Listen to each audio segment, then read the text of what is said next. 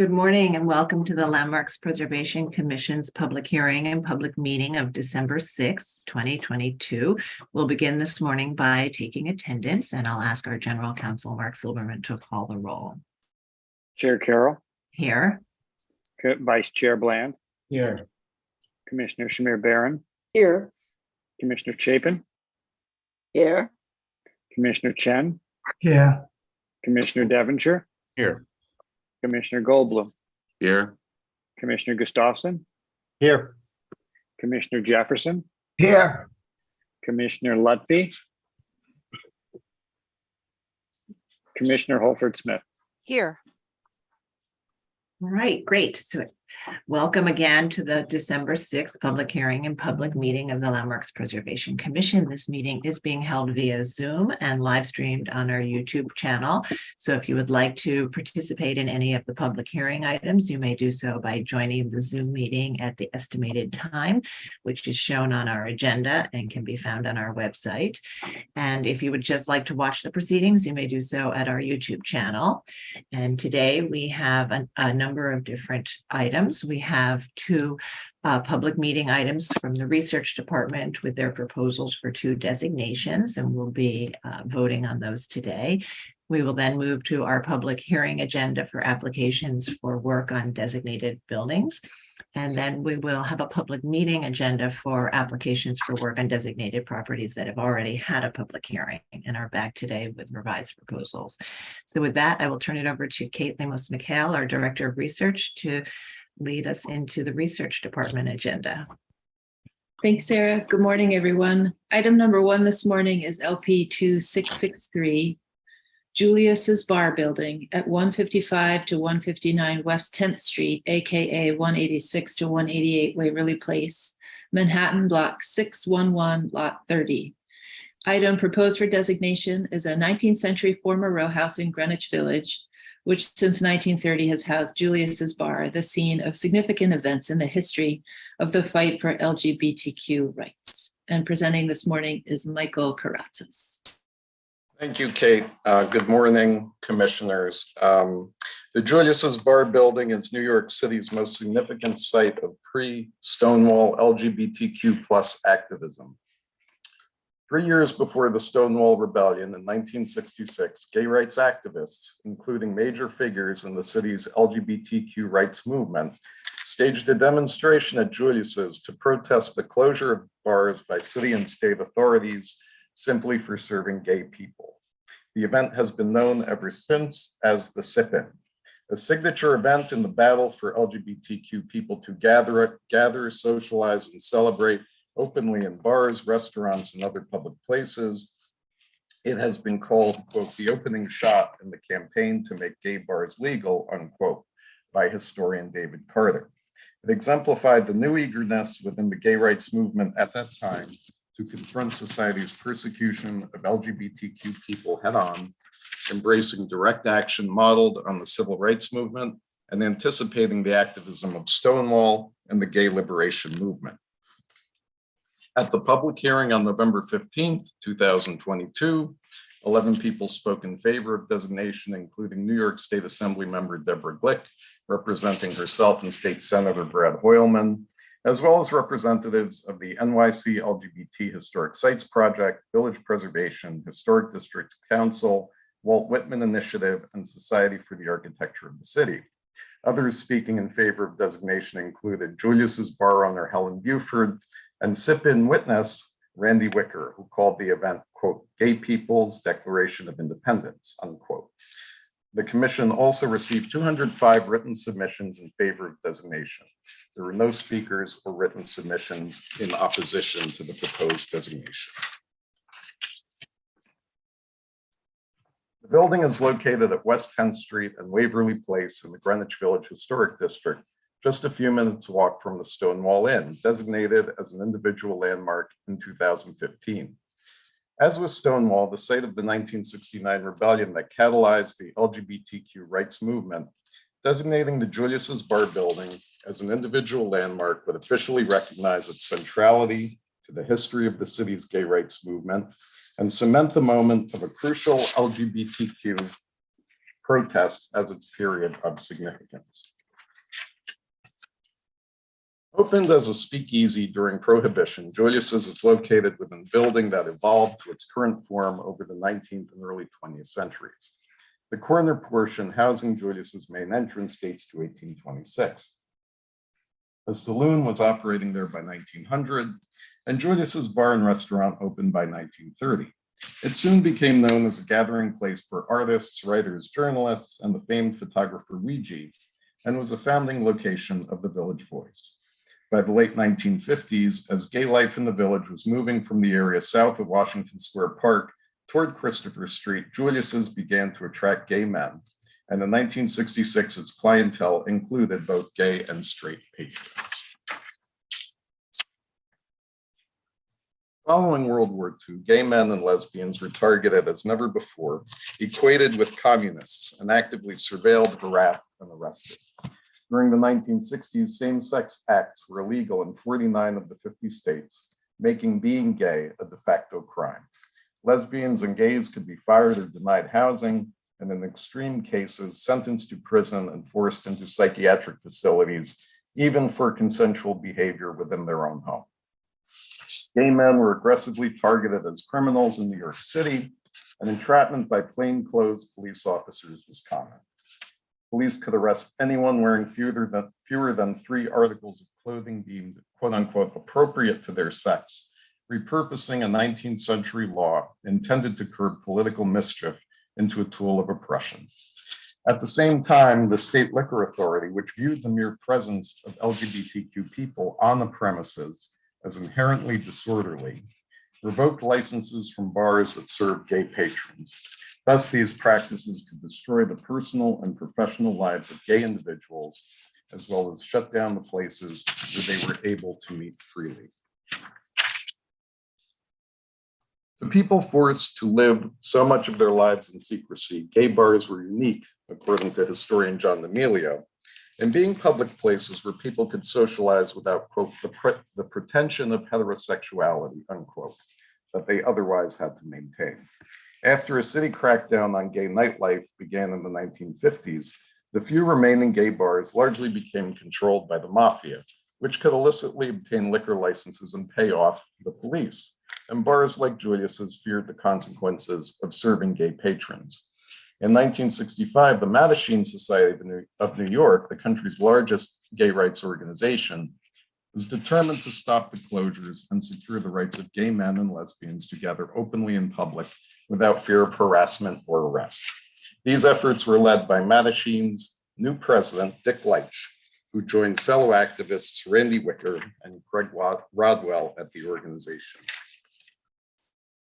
The Mattachine Society planned a public action to document the discrimination and force the state liquor authority to answer for its policies. 3 conservatively dressed men, followed by the press, would walk into a bar, present a letter telling the manager they were gay, and ask to be served. There would be nothing disorderly about them. But since bar managers understood serving a known gay patron to be illegal, they expected to be denied service on this basis alone. The action would be carried out by Leitch, Rodwell, and fellow Mattachine member John Timmons on April 21st, 1966. The event initially didn't go according to plan. By the time Leitch, Rodwell, and Timmons arrived at their destination, a bar on St. Mark's Place with an "If you're gay, go away" sign in the window, the manager had been tipped off and closed for the day. They then moved on to 2 other bars, including a Howard Johnson's, which served them even after they presented their letter. Finally, they decided on Julius's, one of the village's best known but officially secret gay gathering places. Although Julius's gay clientele had flown under the authorities' radar for many years, the recent entrapment arrest of a gay patron put its management on high alert, fearing that Julius's could be shut down if it was caught serving gay customers. It was at Julius's where the 3 men, joined by Randy Wicker as a witness, received their denial and were able to document it publicly. As Leitch recalled 23 years later, quote, "We asked for a drink and the guy started to make us a drink, and we handed him the little note and he covered the glasses with his hand. And he said, 'I can't serve you if you're gay. You know that. You're with the Mattachine Society. You know it's against the law to serve homosexuals. We got busted last week. Village Voice photographer Fred W. McDarrah's photo capturing the moment is one of the iconic images of the early LGBTQ rights movement. As the NYC LGBT Historic Sites Project has noted, the event represented, quote, the first time LGBTQ discrimination had been proactively documented in the mainstream media, unquote. Coverage included a sympathetic article in the Village Voice. The New York Times, using disparaging language typical of the mainstream media of the time, published an account the next day. This article, which called the event a noontime sip-in, apparently coined the name by which it has since been known. In a follow-up article in the Times 4 days later, William H. Booth, former head of the New York State NAACP and the city's new Commissioner of Human Rights, stated his support for Mattachine's goals and his opposition to the, quote, denial of bar service to a homosexual simply for that reason, unquote.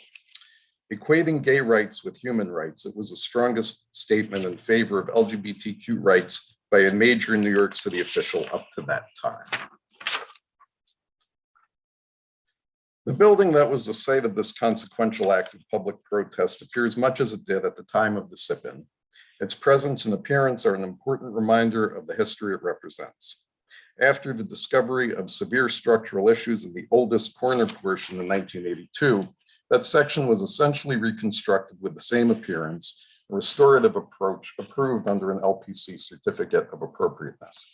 The proposed designation documents the appearance of the building during its period of significance and notes minor interpretive changes since that time, including the addition of a wood strip on the West 10th Street facade, tracing the outline of its original pitched roof.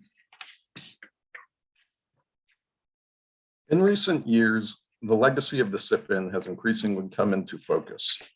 3 of its participants are viewed as pioneers and major figures in the city's gay rights movement, with Dick Leitch leading New York Mattachine's early activism, Randy Wicker playing a crucial role in attracting media attention to the cause, and Craig Rodwell opening the country's, quote, first gay and proud bookstore, unquote, the Oscar Wilde Bookshop, and conceiving of and co-organizing the Christopher Street Liberation Day March, the forerunner to today's NYC Pride March. The sip-in itself represents the ascendancy of a new militancy and fearlessness in the mid-1960s, without which the Stonewall Rebellion might not have happened. It appears in practically every history of the movement as a signature moment in the fight of people, regardless of sexual orientation, to meet and express themselves openly in public. As the site of the sip-in, the building shines a light onto the activism leading up to the Stonewall Rebellion and remains a place of active LGBTQ history commemoration. The research staff recommends that the commission vote to designate the Julius's Bar Building as a New York City landmark. Thank you. Thank you, Mike. Commissioners, do we have any questions for Mike at this point? Or Kate? Okay, I don't see any questions. So I'd like to ask if anyone has any comments or thoughts. We've had a few presentations now, and we had a very moving public hearing where we heard from many members of the public. So if you have some thoughts, yes, Commissioner Goldblum, please go ahead. Thanks.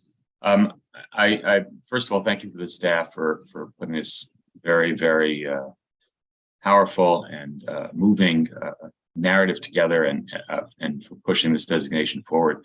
What's interesting for me about this, and maybe it's because of my, it's less for me what's interesting about it is that the building's an ugly building in its current form. It's very debased, and it does not resemble the historic model that is usually followed by the commission. And that's what I think is great about it, because by designating this as the period of significance, it holds on to a piece of New York that is disappearing. And that's the grungy part, the 50s, 60s, 70s, when going down in this neighborhood was a you were taking a risk. And so it kind of makes me think a lot about what we do here as we kind of hold a moment in our designations, or we seek to evoke a moment. Usually that moment is the point of origin of the building itself. And here and in other designations of this nature, we're not. And we're holding on to a time in New York that I would bet a lot of people who live here today really have no connection to, have no feeling for. And it goes against the kind of Disneyfication that we're often accused of, and that preservation is often accused of. It's really about the history, and it's being different, it's being ugly, it's being weird is kind of the point. And I think that that's a really beautiful thing. That's great. Thank you so much for those comments. And I think it is interesting, many of our designations have buildings that reflect their original appearance, and many have buildings that reflect a very layered history, and we recognize those later layers. But I think particularly for sites that are significant for their cultural or historical significance, that appearance and dating, the appearance dating to that period of significance is really important, and I think does add another lens to our understanding of our city's history. Yes, Commissioner Devonshire, please go ahead. Thanks, Sarah. Yeah, I just sort of wanted to add, I mean, as the country seems to be grappling with going backward in terms of acceptance and inclusion, I just want to say bravo, New York, for bringing this one to the forefront, and may there be many more. Thank you. Yes, Commissioner Chen, please go ahead. Yeah, just want to echo Commissioner Devonshire's comment. I think that it's not just a national going backwards. All you need to do is look at the fire, in Russia and other places, as late as this morning. And so I want to commend everyone involved. It's long overdue. It has taken all this time, all these decades, and kudos for persistence and tenacity and getting, as the mayor like to say, getting the job done. Great, thank you. Anyone else? Okay, I mean, I think this is a meaningful designation for the research department and for me. This designation, if we vote today, will recognize and protect the site of the 1966 sit-in, an early important protest against persecution of LGBTQ plus people that drew vital attention to unjust laws and practices and paved the way for future milestones in the fight for LGBTQ plus rights. And this building represents that history and has remained an important place to commemorate it. And as you all have alluded to, in light of recent horrible current events, it's a meaningful reminder that this is really important to have these places of public gathering and that the fight isn't over. And so, like with the commission's designation in 2015 of the Stonewall Inn, this designation would recognize significance to LGBTQ plus history, and it would protect this particular appearance, which dates to the sit-in. And as you know, the research department has been studying significant LGBTQ plus sites and developing priorities for designation, which led to our 2019 initiative when the commission designated 6 additional sites associated with important organizations and individuals, including Cafe Chino, the Gay Activists Alliance Firehouse, the LGBT Community Center, the Women's Liberation Center, the James Baldwin and Audre Lorde houses. And of course, our recent designation of the Lesbian Her Story Archives in Brooklyn. And so we've highlighted all of these designations in an interactive story map on our website. And so I think that's something that is worth a look, because the history is told in these different buildings that exist throughout our city, but when you put them together, there's a very moving and thematic narrative. So I would be delighted if we made a motion to designate today. So Commissioner Shamir Barron, would you make a motion today? So moved. Okay, can you read the Oh, of motion? course. Yes, Okay. of course, sure.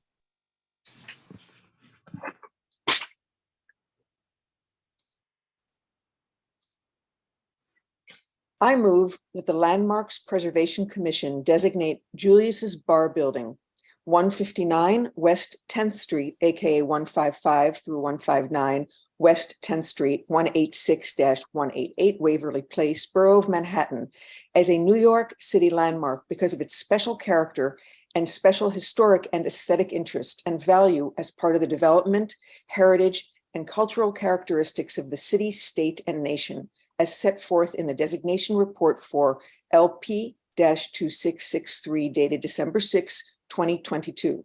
I also move that Borough of Manhattan Tax Map Block 611, Lot 30 be designated as its landmark site. Thank you. And Commissioner Goldblum, would you second that motion? Second. Mark? Chair Carroll, Aye. Commissioner Bland, Aye. Commissioner Shamir Barron, Aye. Commissioner Chapin, Aye. Commissioner Chen, Aye. Commissioner Devonshire, Aye. Commissioner Goldblum, Aye. Commissioner Gustafson, Aye. Commissioner Jefferson, Aye. Commissioner Lutfi, Aye. Commissioner Holford Smith. Aye. With 11 in favor, none opposed, the motion passes. Right. That's our newest New York City landmark. And I'm very excited about it. And I, again, want to thank everyone who participated in our moving hearing. We had people speaking who had real memories, and it was a real tangible connection to the history here. I also want to thank the New York City LGBT Historic Sites Project, who has really collaborated and partnered with us on identifying priorities, and Councilmember Botcher as well for his support for this and our other designations in his district. All right, we'll move to the next item. Great. Item number 2, LP 2666, Samuel Gompers Industrial High School, 455 Southern Boulevard, aka 462 Wales Avenue, in the Bronx, Block 2576, Lot 26 in part. Item proposed for designation is a technical high school designed in the medieval revival style with Art Deco details by William H. Gompert and Walter C. Martin, and constructed in 1931 to 32. And presenting this morning is Matt Postal. Located in the Mott's Haven section of the South Bronx, Samuel Gompers Industrial High School is a significant civic structure designed in the mid-1920s by William H. Gompert and Walter C. Martin and constructed in 1931-32. Blending medieval revival and Art Deco aesthetics, the arcaded brick facades and richly ornamented towers make this building distinctive among New York City high schools. At the public hearing on November 15th, 2022, 4 people testified in support of designation, including representatives of the Art Deco Society of New York, the Historic Districts Council, the Mott Haven Historic Districts Association, and the New York Landmarks Conservancy. This impressive public structure was identified as a priority for consideration by the research staff of the Landmarks Preservation Commission in a survey of Art Deco-style school buildings in New York City, and as part of a general survey of Bronx buildings completed in 2022. It occupies most of the block, bordered by Southern Boulevard and Tinton Avenue, Wales Avenue, and East 145th Street. This is an area between the Mott Haven East and Longwood historic districts without many landmark designations. Prominent in its neighborhood and visible from vehicles traveling on the elevated Bruckner Expressway, Samuel Gompers Industrial High School has 2 towers, a square plan with a center courtyard, and facades clad with various shades of light and brown brick. Samuel Gompers Industrial High School was originally called Bronx Vocational High School. Many sources credit Walter C. Martin, who built the school, as the building's architect.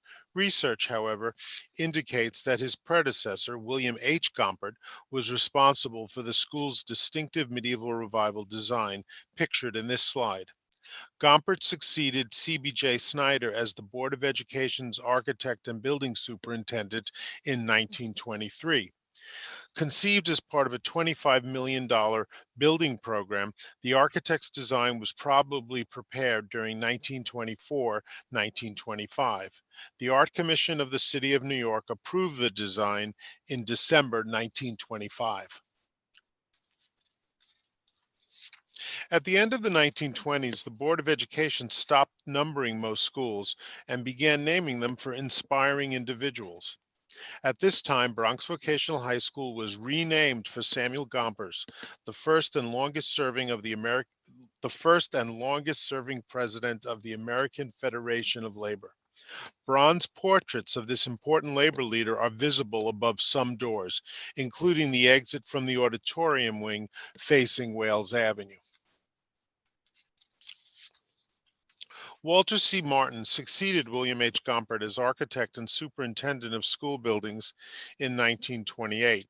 Under his supervision, the design was revised. The color of the brick was changed from red to brown, giving the exterior a less utilitarian character. An Art Deco style ornament was added to the towers and entrances. Martin told the New York Times that these changes would quote, add distinction and avoid giving the school a blockhouse appearance. They also reflected the school's innovative curriculum. Initially planned as a general vocational high school, it would now focus exclusively on the study of electricity. It was the first school of this type in New York City, what the Brooklyn Eagle newspaper described as, quote, a model of its kind. The main facade, adjacent to Southern Boulevard and Tinton Avenue, incorporates two strikingly designed five-story towers.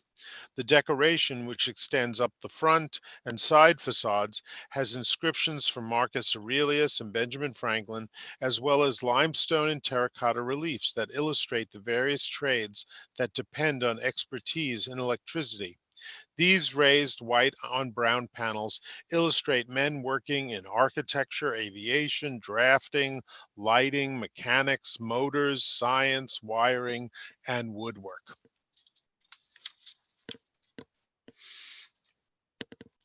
Above the three main entrances, large relief panels proclaim the structure's original purpose.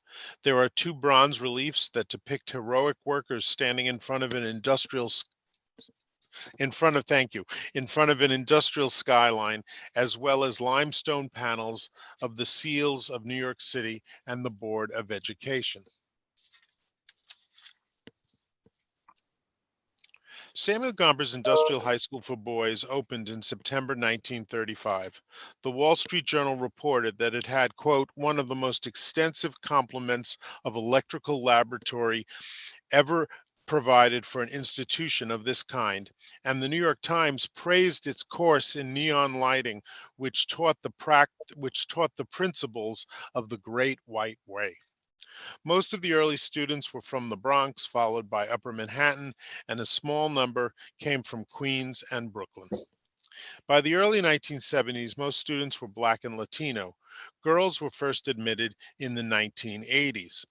The school closed in 2012 and was converted to an educational campus containing three independent secondary schools.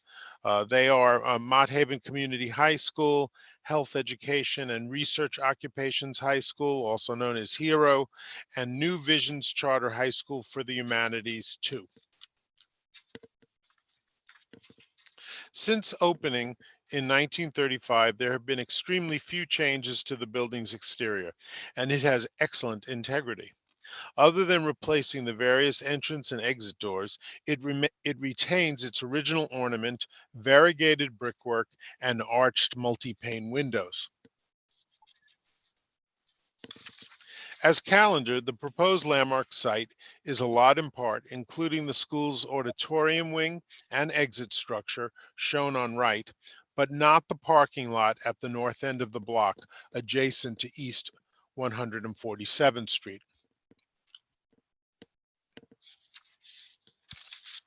With its striking architecture and innovative curriculum serving a diverse student body, Samuel Gompers Industrial High School is among the city's most distinctive public high school buildings. The research department recommends that the commission vote to designate this building a New York City landmark. Thank you, Matt. All right, any questions for Matt or Kate?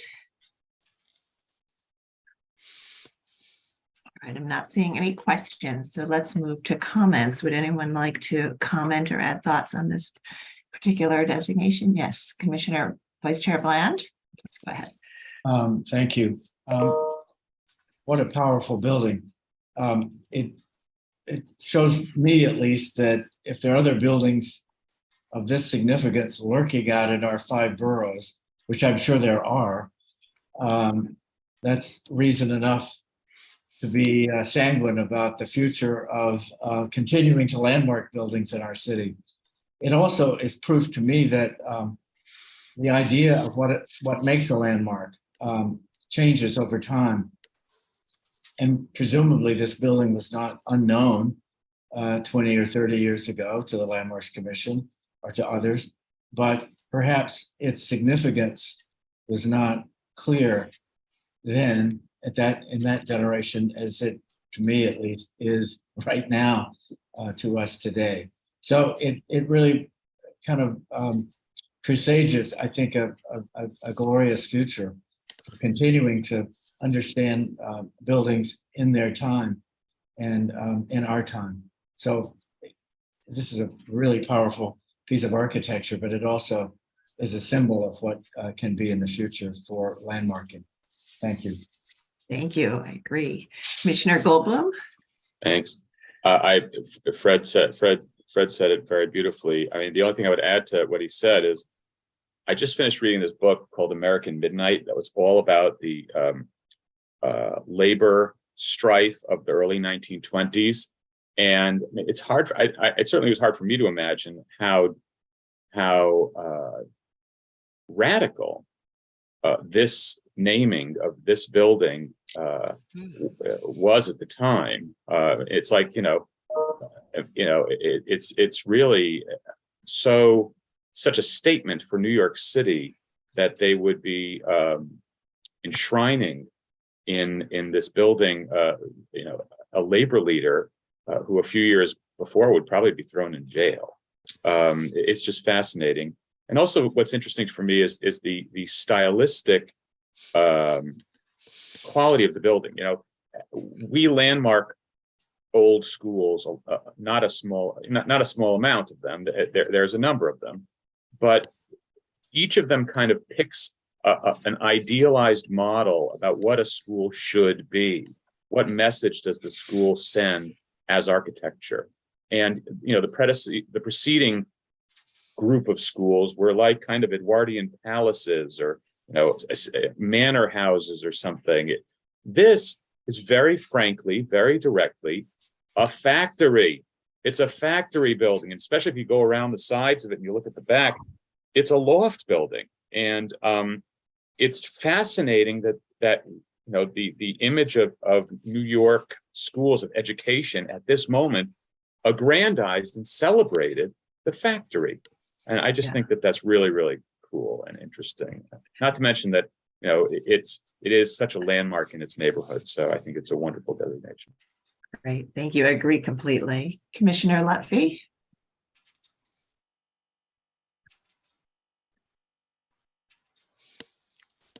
I'm just going to add and was going to talk about that both Michael and Fred discussed, which is, well, I want to go back and say both of these buildings that we're landmarking.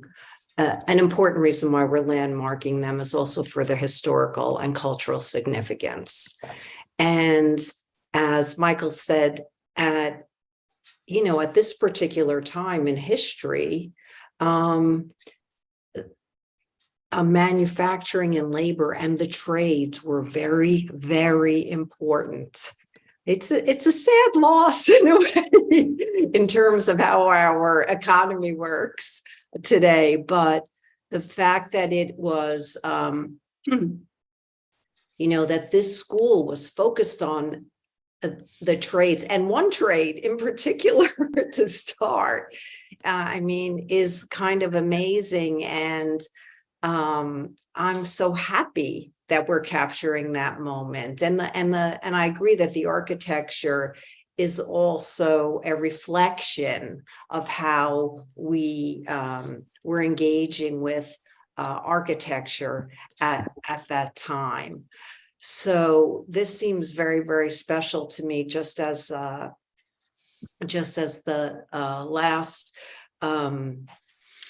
last building does. But I also just want to commend the staff on their work on both of these designations. You always do great work. That's not, but for these two projects, the information provided, the depth of the story, historically, and also behind the buildings, and even what's happening today, is so incredibly rich that I just really want to applaud your efforts. Thank you so much. Great. Thank you so much. And I agree completely. I think our staff is incredible, and they have been really working on making sure that the full history is encompassed and told and reflected in each designation. And so it's incredible work that goes into these designations. Commissioner Gustafson. Yeah, I just want to highlight a what might be a peripheral point, but I think is an important one. Commissioner Bland used the word unknown to describe this building and a lot of buildings like it. There are not just a few unknowns in this city, and we spend so much time on Manhattan and certain neighborhoods in Brooklyn. I think it's important that not just our staff get out there, but that our commissioners get out there outside of those communities. The existence of a structure like this and should not be a surprise to anyone. If you've been on Southern Boulevard or you've been on the Bruckner, you can't miss this. You'd know it was there. It is indeed, as Commissioner Goldblum points out, a factory, but it is among dozens of factories. Now, this building is special in the sense that it, unlike some of those factories, this has been preserved in great detail and is in amazing condition. But we should know, and I say we, I don't mean our staff, I mean our commissioners. We should know. We should get out there. We should not have so many unknowns, nor should there be so many surprises to us. Great, thank you. All right, other thoughts? Okay, and I want to just also say, as Michael pointed out, this building really is a landmark in the Bronx and in its neighborhood. And we have the staff, I should say, has been really working on a comprehensive survey of the Bronx. And as I've mentioned before, doing a district by district survey to identify potential preservation opportunities throughout the borough. And this building is, as we've said, incredibly striking up close and from a distance, no matter how you see it, and has a fascinating history as a technical high school focused on electricity and the trades associated with it, including lighting up Broadway's Great White Way. So again, these landmarks from all different parts of the city all connect to each other. And so to me, this represents the best of LPC's work. And I also want to thank our research staff. They identified this as part of their comprehensive survey of the Bronx, but they also identified it in a survey of public schools and prioritized it in both contexts as a truly standout public building.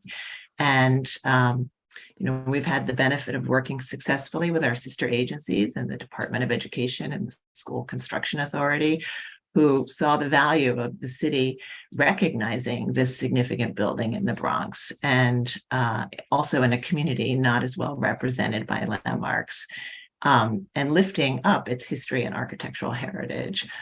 And so that wouldn't have be possible without the incredible work of our staff and also our preservation staff, who work so carefully and efficiently with property owners to do necessary work on landmarks in an efficient manner. And that allows us to have continued support for these designations where we have owners that own multiple buildings.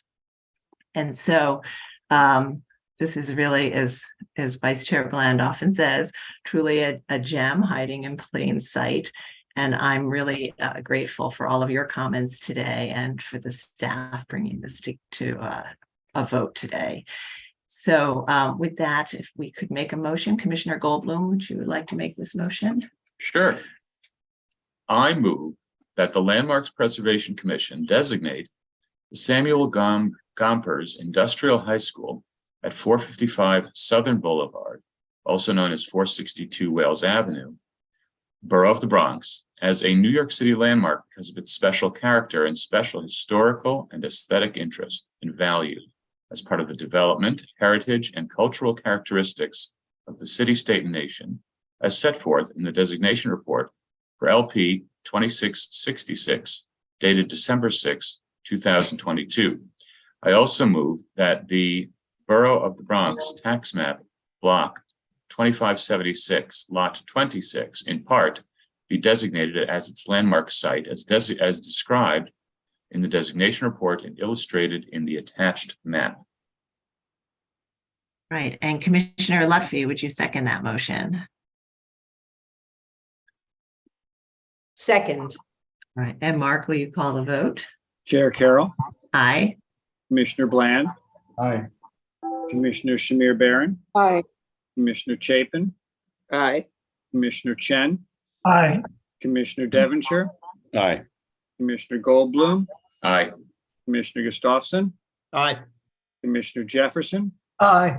Commissioner Lutfi, Aye. Commissioner Holford Smith. Aye. With 11 in favor, none opposed, the motion passes. Right, that's great. And thank you all for this. I'm delighted to have our second new landmark today. Great. And we'll now move to our Preservation Department public hearing agenda. And I'll turn it over to Corey Harala, our Director of Preservation, to take us through that agenda. Hey, thank you, Sarah. Good morning, everyone. We'll start today's Preservation Department agenda with public hearing items. The first is public hearing item number 1, LPC 23-02929. This is a certificate. This is an application for a certificate of appropriateness in the Borough of Queens, block 154, lot 95, 3984 46th Street in the Sunnyside Gardens Historic District, a colonial revival style row house designed by Clarence Stein and Henry Wright and built in 1926. The application is to modify a window opening.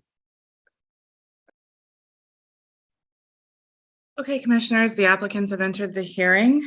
Richard, if you could unmute yourself, I will give you control of the presentation. Great, thank you.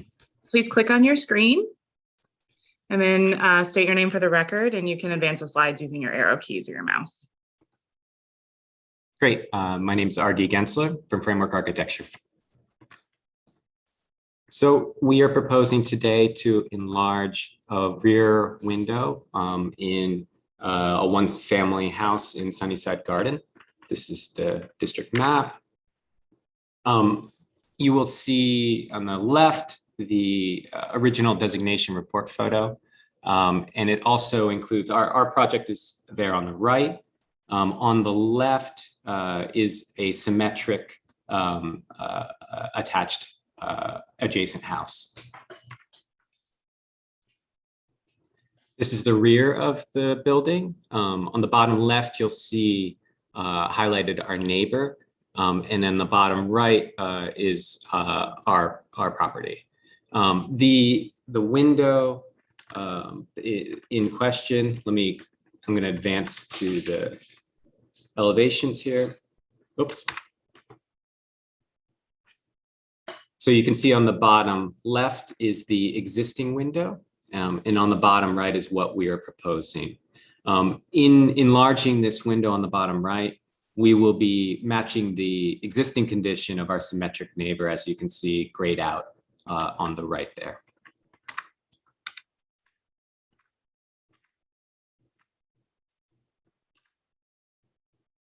This is a pretty typical condition in Sunnyside Garden.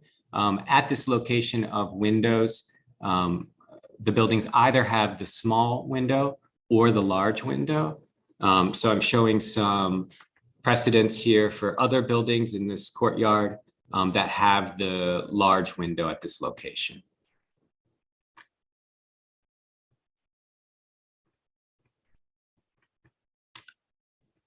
Here's a precedent of one of the examples of a small window at this location. The reason for the change is because of a reconfiguration in this building. It used to be a bathroom at this location, and that's why I had the small window. But now it is a primary bedroom. And so the larger window makes more sense for the primary bedroom. And this is back to the rear elevations showing the proposed change. Great. Thank you very much. It's a very well laid out and clear presentation. Commissioners, do we have any questions? All right, I don't see any questions right now, so why don't we move to public testimony? If you're in the meeting and would like to testify on this item, please raise your virtual hand so we can identify you. And I will turn it over to Gregory Kala to see if we have any testimony. Thank you, Chair Carroll. We did not receive any preliminary signups, and I'm looking through the attendee list right now, and we don't seem to have any hands raised. So I will just note for the record that Queens Community Board 2 recommends approval. Thank you. Great, thank you very much. Okay, so I think if there are no other questions, we can move to our discussion. So commissioners, I'm going to start to ask you to unmute so we can begin that discussion. Right, and Commissioner Chapin, would you make a motion to close the hearing? So moved. And Commissioner Jefferson, would you second that motion? Second. All in favor, say aye. Aye. Aye. Any opposed? All right, the hearing's closed and we'll begin our discussion. And this is to enlarge a window opening, which is at the rear facade of this semi or attached house, not visible from a public way, and will match the other window opening at this floor and the symmetrical condition at the neighboring house. So we'll begin that discussion. Commissioner Chen, would you like to start this one? Yeah, this is an easy one, Chair Carroll. This is very, as Commissioner John Gustafson like to say, balance out, and Commissioner Jefferson would like to say symmetrical. So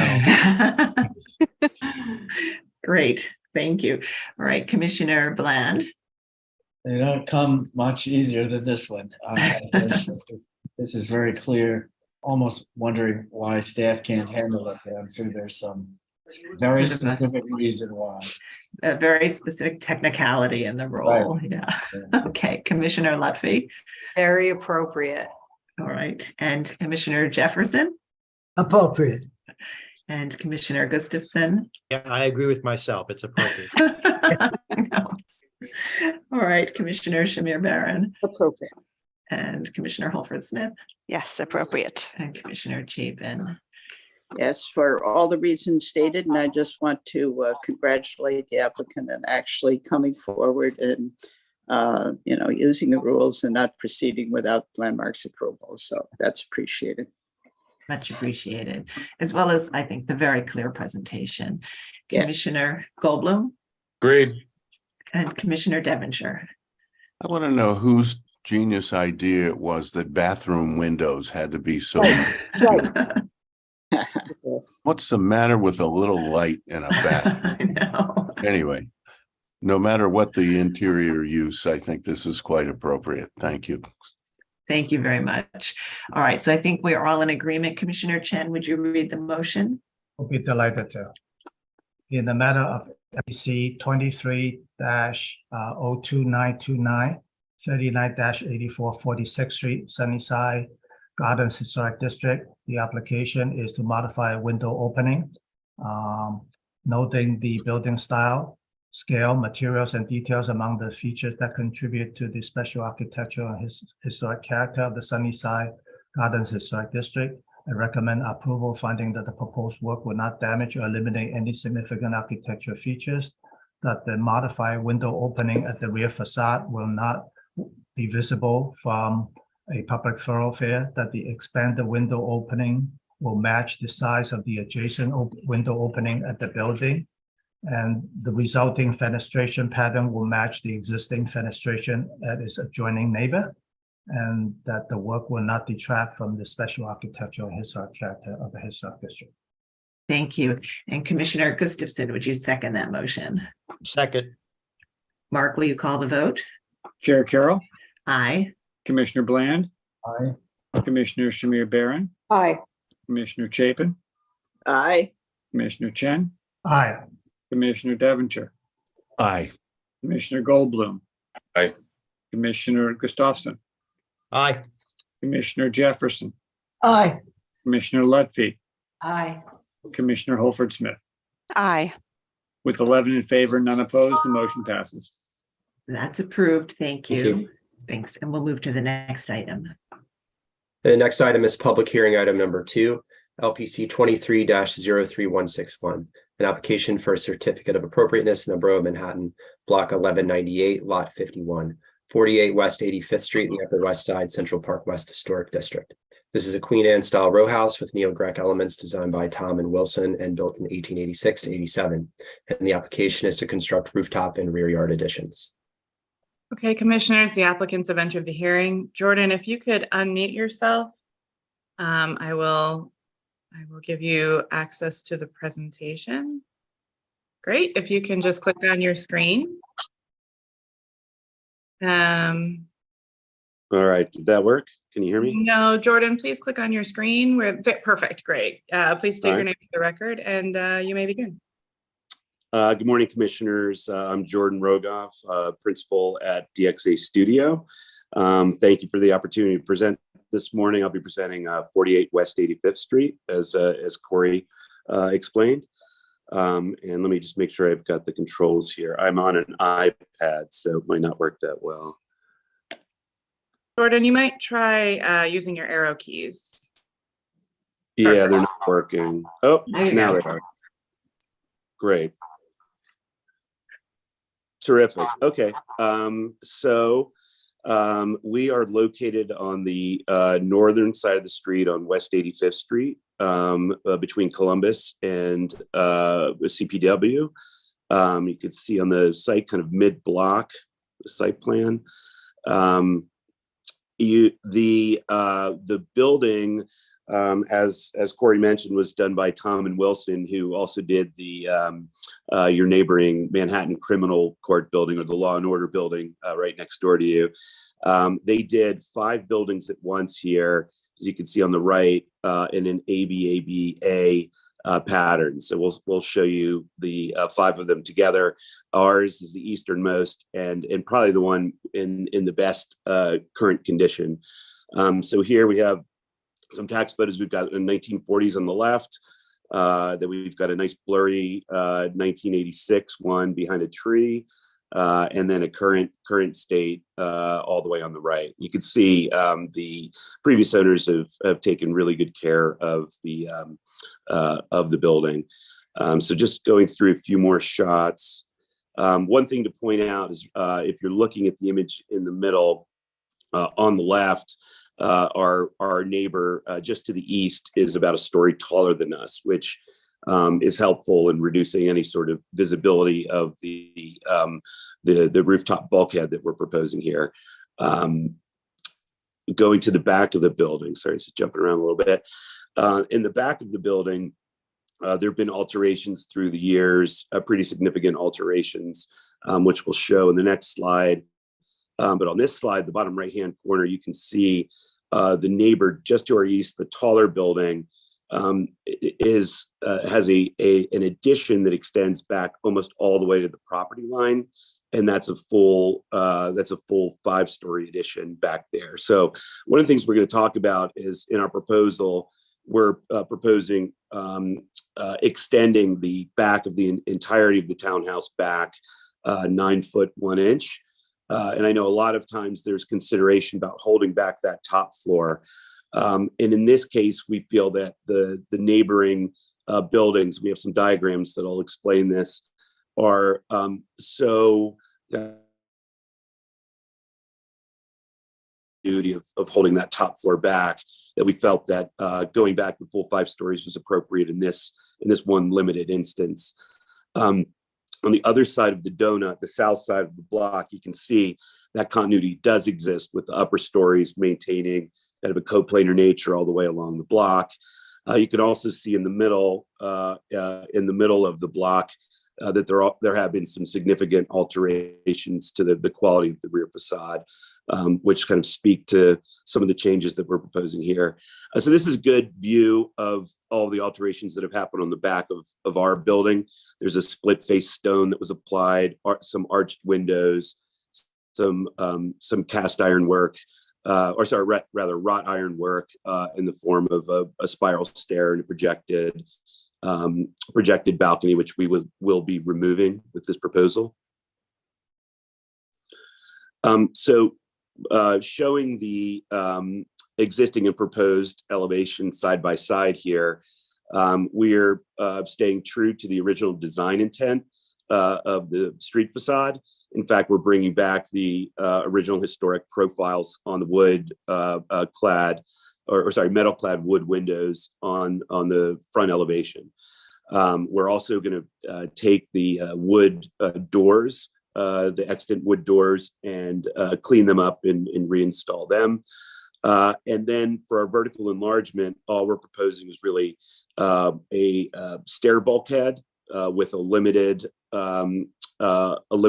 vestibule, and the rest of the area up there is really a covered outdoor area that provides space for the mechanical equipment, and all of this is pushed back and not visible from the street, importantly. On the rear elevation, what we're proposing is a 9 foot 1 extension of that rear elevation. We are proposing that goes all the way across, as I had mentioned. I guess the bottom portion, the lowest floor, we're keeping an existing setback that's there, which we'll show in a section. But on the lower levels, we are proposing primarily glass for the kind of shared space, the living, dining, kitchen areas, and then the upper stories for the bedrooms, maintaining the same kind of vertical punched opening that's on the back. Since this is new material on the rear, we are going to go with a brick to match the original brick that's under layers and layers of parging and paint on the current rear elevation. Our presentation with CB7 back on October 13th, one of their concerns was about having so much glass on the back that they were concerned about birds, and that one of the things that we did was introduced a series of mullions or kind of divided lights to reduce the potential damage that expansive glass might do in that situation, and that seemed to win them over. These are side elevations up against the buildings.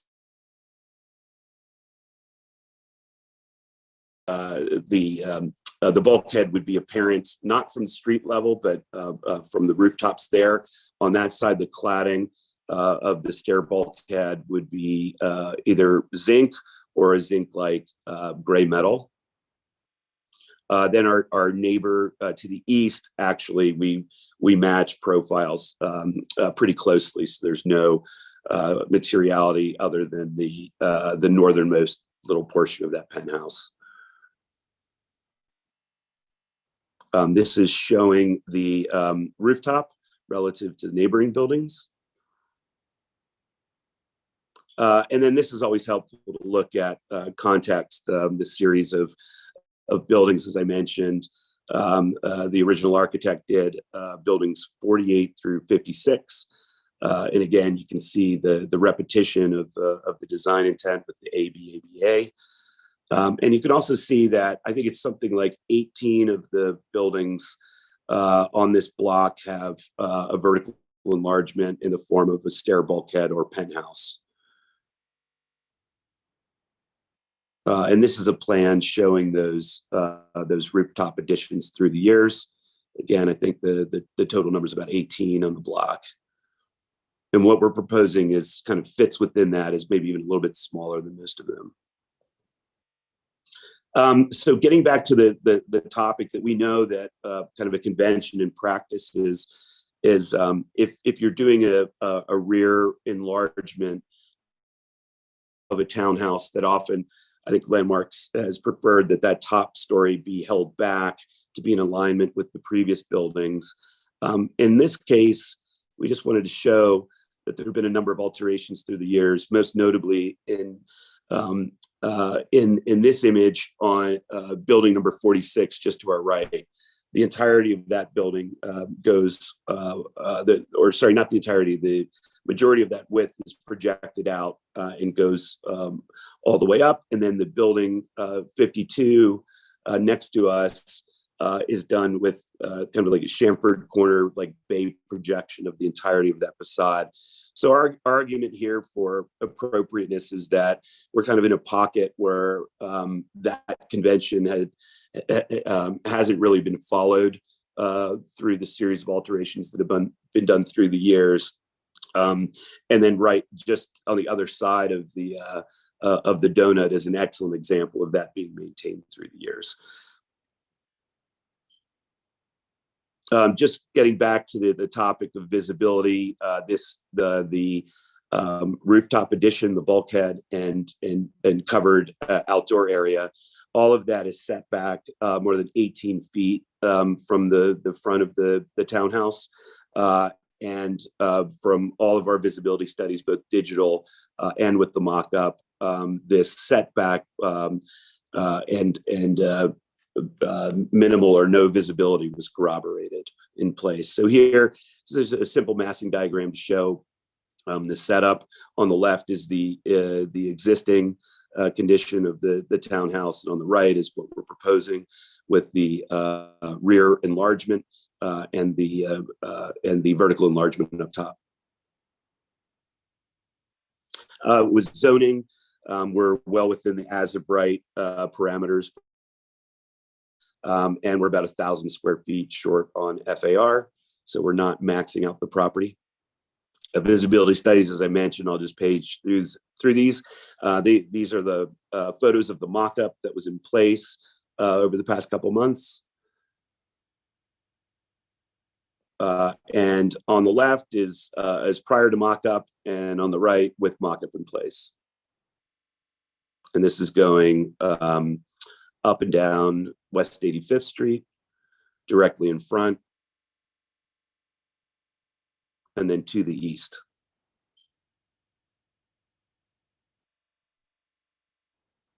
The plans, this is a single family townhouse proposal. That was its previous use as well.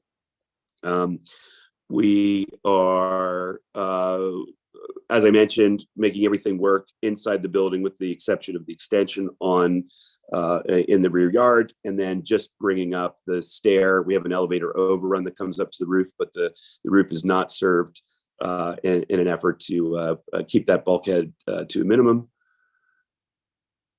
And proposed materials, as I mentioned, we're going with the modular red brick you see in the bottom left-hand corner, which was very much in line with the original brick.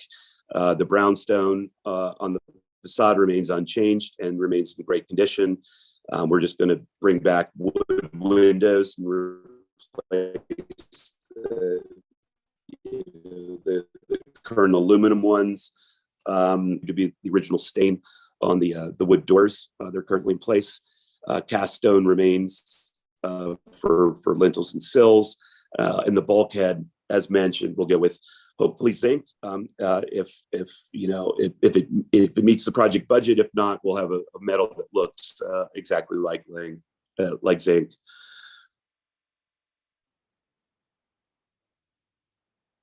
Precedents, we thought it worthwhile to show a few projects within a few blocks within historic district that have much of the same intent as what we're proposing here and that have been approved previously. I think starting with 118 West 76th Street, that I think was a full kind of penthouse enlargement. We're just doing, again, a bulkhead and vestibule, and then a covered space. Also, this applicant, the design featured a lot of glass, much more glass than we're proposing, but that was found to be appropriate, at least in this application. 51 West 83rd, a little bit closer to us. Also, vertical enlargement and an enlargement on the rear of, like a partial enlargement of the rear of the building on our block. Jordan, you're kind of breaking up a little. Or on the other side of the donut. Oh, I'm sorry. I'm going Wi-Fi. The is not really working right now, so I apologize if it's bad reception. So anyway, that's pretty much it, Sarah and commissioners. We've lost you. Just wanted to show a few examples of application. Can you hear me now? Yes. You can hear me now? Okay. Yes. I apologize for that. I think that's pretty much a few examples, and yeah, that's it. Okay, thank you. Just sorry, I just want to interject. There's one thing I wanted to just circle back on. The elevator does go to the rooftop terrace. So but it being that it's a small commercial elevator, the overrun is contained within the bulkhead. So there's no extra extra visibility that'll be gained by that elevator. So just wanted to clarify. That's right. Thank you, Lester. Thank you. Yeah, it's the slower elevator, the smaller overrun. So we are serving the floor. Lester's correct. Okay, thank you. And we have some questions. Vice Chair Bland.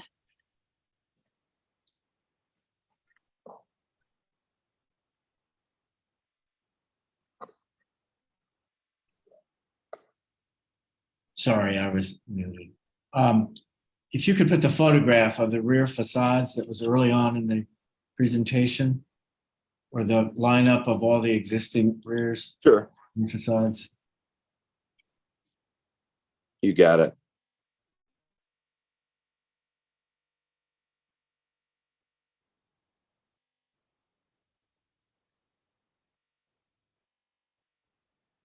Commissioner Bland, was that of our side or the yes, the rear, the southern side? The rear facades. There was a lineup showing of the extensions in the rear. Yep. It was early on in your presentation. 23, I believe. I'm sorry, I don't have access to them. 23.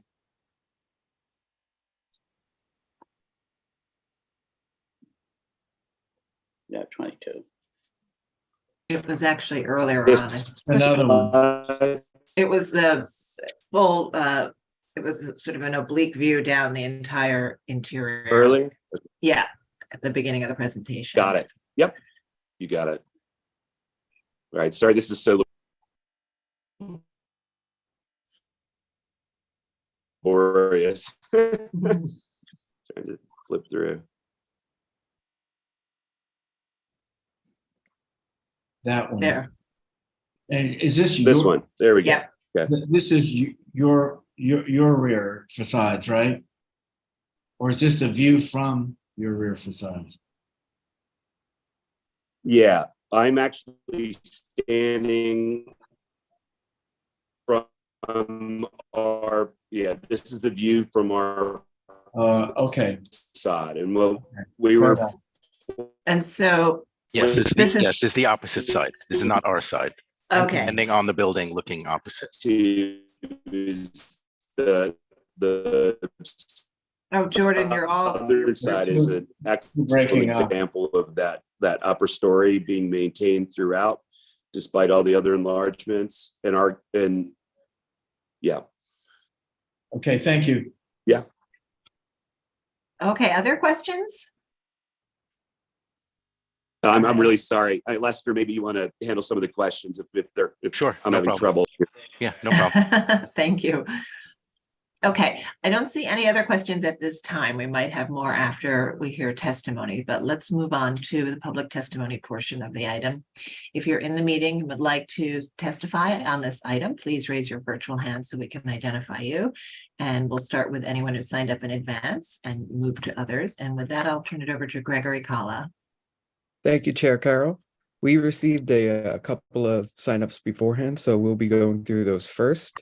The first hand raised is Megan Fitzpatrick from Landmarks West. So Megan, I'll be promoting you to panelist now. And if you could please just state your name for the record and unmute your line, you'll have 3 minutes to speak. Thank you.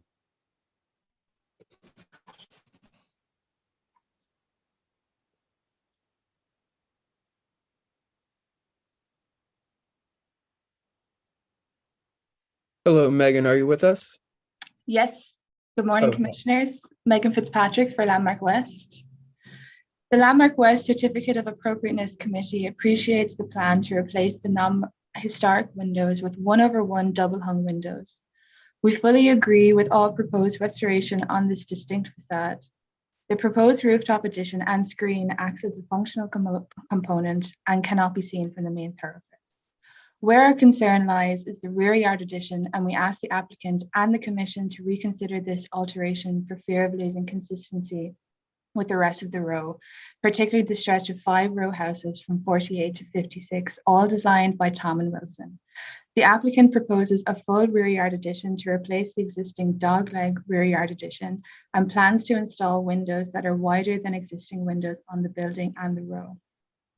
If the full rear yard addition, this has an overall effect on the cohesiveness of the row and the donut. If the full rear yard addition is approved, the Landmark West Certificate of Appropriateness Committee would ask that the applicant consider lowering the proposed addition at least 1 story, keeping consistent height with the dog leg additions on the row. Thank you. Thank you, Megan. And next up, we'll be hearing from Lucy Levine from the Historic Districts Council. So Lucy, I'll be promoting you to panelist now. And if you could please unmute your line and state your name for the record, you'll have 3 minutes to speak. Thank you. Hello, Commissioners. My name is Lucy Levine. I'm speaking on behalf of the Historic Districts Council. HDC finds this proposed rear yard addition to be inappropriate. In particular, we note that it has become customary for the top 2 floors of row house rear walls to be left unaltered in terms of bulk and fenestration. Additionally, we find the proportion of glass to masonry on the lower 3 floors of the extension to be awkward and decidedly institutional in appearance. We ask the Commission and the applicant to study and revise this addition. Thank you. Okay, thank you so much for that, Lucy. And I believe those are all the hands we have raised for this application. So I will just note for the record that Manhattan Community Board 7 recommends approval on the condition that the installation of the 1/1 bird-proof glass windows on the rear facade are installed. Thank you. Yeah, Great. sorry, I have one correction on that CB7. There was an updated memo. I guess you didn't get it. The bird-proof glass was for the back. The 1/1 was for the front. So there was a distinction made for that. Oh, great. Thank you so much for that. So I don't Yeah, I know believe there was some confusion. I cleared it up with them, but I guess you didn't get the updated document. No, I didn't. Thank you so much. Okay, so that's a response to the CB, but are there other comments that we've heard today that you'd like to respond to? Either Jordan or Lester?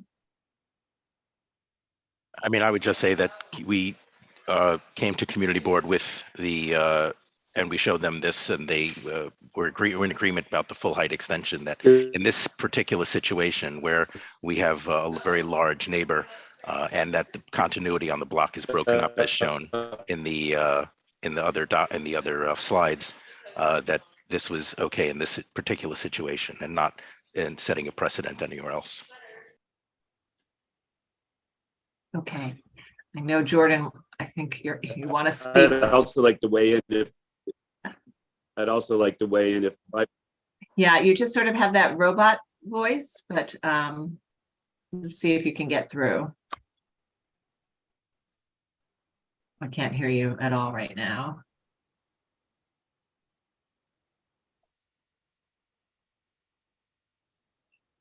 I would if you hear me.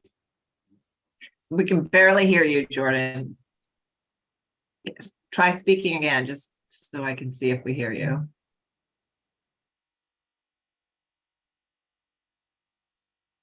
If you're speaking, we can't hear you.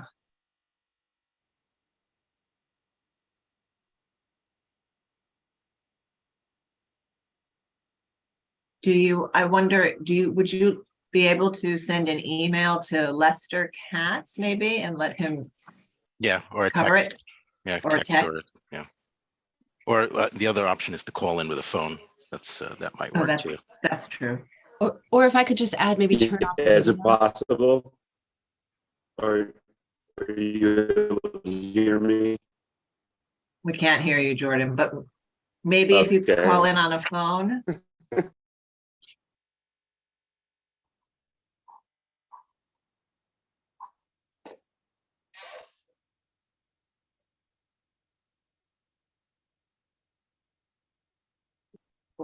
Lisa, did you have a suggestion?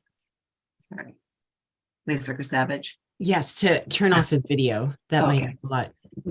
I think he'd already tried that. Oh, okay. I apologize.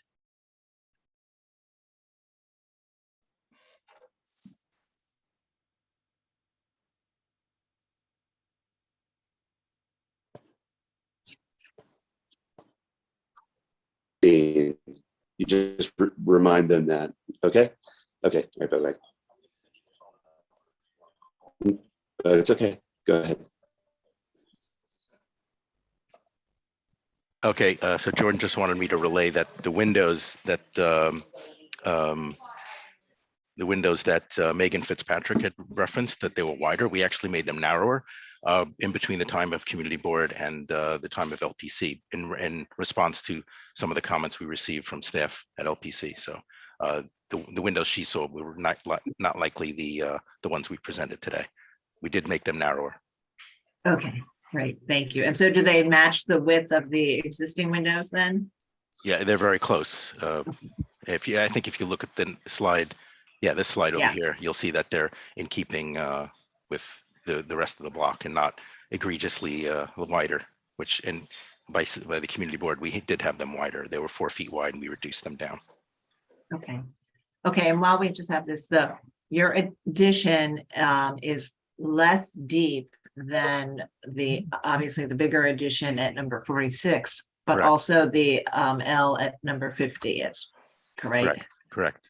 Okay. Yeah, this is really the addition was it's really just an elevator, stair, and a vestibule, and then just a covered rooftop to allow. No. I meant the rear yard addition. Oh, the rear yard addition. Yes. No, it's not. It's only 9 feet going in the rear, right? And on 46 and 44, those go further back to almost to the property line. Right, and 50 also goes a little further Yes. beyond, right? Okay. Yes, because that's an existing non-compliant condition. Because we took ours down, we had to actually come back to the compliant condition, other than the first floor, which we are keeping basically in the same location. The others all will have 30-foot rear yards, whereas the one in 50 goes further out. Okay. All right, thank you. All right, commissioners, do we have any final questions? All right, not seeing any final questions, we'll go to move to close the hearing. So Commissioner Gustafson, would you make a motion to close the hearing? So moved. Thank you. And Commissioner Devonshire, would you second that motion? Second. All in favor, say aye. Aye. Any opposed? Okay, the hearing is closed and we'll begin our discussion. And I think that the issues that we are concerned about have all been addressed in this presentation. So the lack of visibility, the context, both in terms of the depth and height of other rear yard additions and design and materials. And we've also seen photographs of the block across the way, the opposite side, which I think also has some deeper buildings as across from number 44 and 46 into the east, I think that would be, or west maybe. So we'll begin our discussion. Vice Chair Bland, would you like to start this one? Yeah, I'm not certain. Let me listen to a few others. Okay, sure. Sure. Okay, Commissioner Lutfi, would you like to start? Sure. So in so many ways, this is a very good project. As you said, no visibility, the new windows on the front, the depth of the extension on the back, the materiality works, and it is something that we generally approve. The big issue is the addition of the top floor. We tend to retain the top floor of the building, and in this particular instance, there is a continuity within the block. So I would say that we should go back to that, retain that and take a floor off. Okay, thank you. Commissioner Jefferson? I agree with most of the comments that were made. I think we have to take 2 floors off, actually. And I have a concern about the glass railings. I mean, if it's viewable from the donut for the neighbors to see it, then it has to be changed. It has to become a metal guardrail. So those are my 2 concerns. Okay. I do think we've approved glass railings that aren't visible from a public way, but visible from neighbors elsewhere, but I understand your concern. Commissioner Gustafson? I agree with Commissioner Lutfi. Everything is fine except 1 floor off. Commissioner Shamir Baran?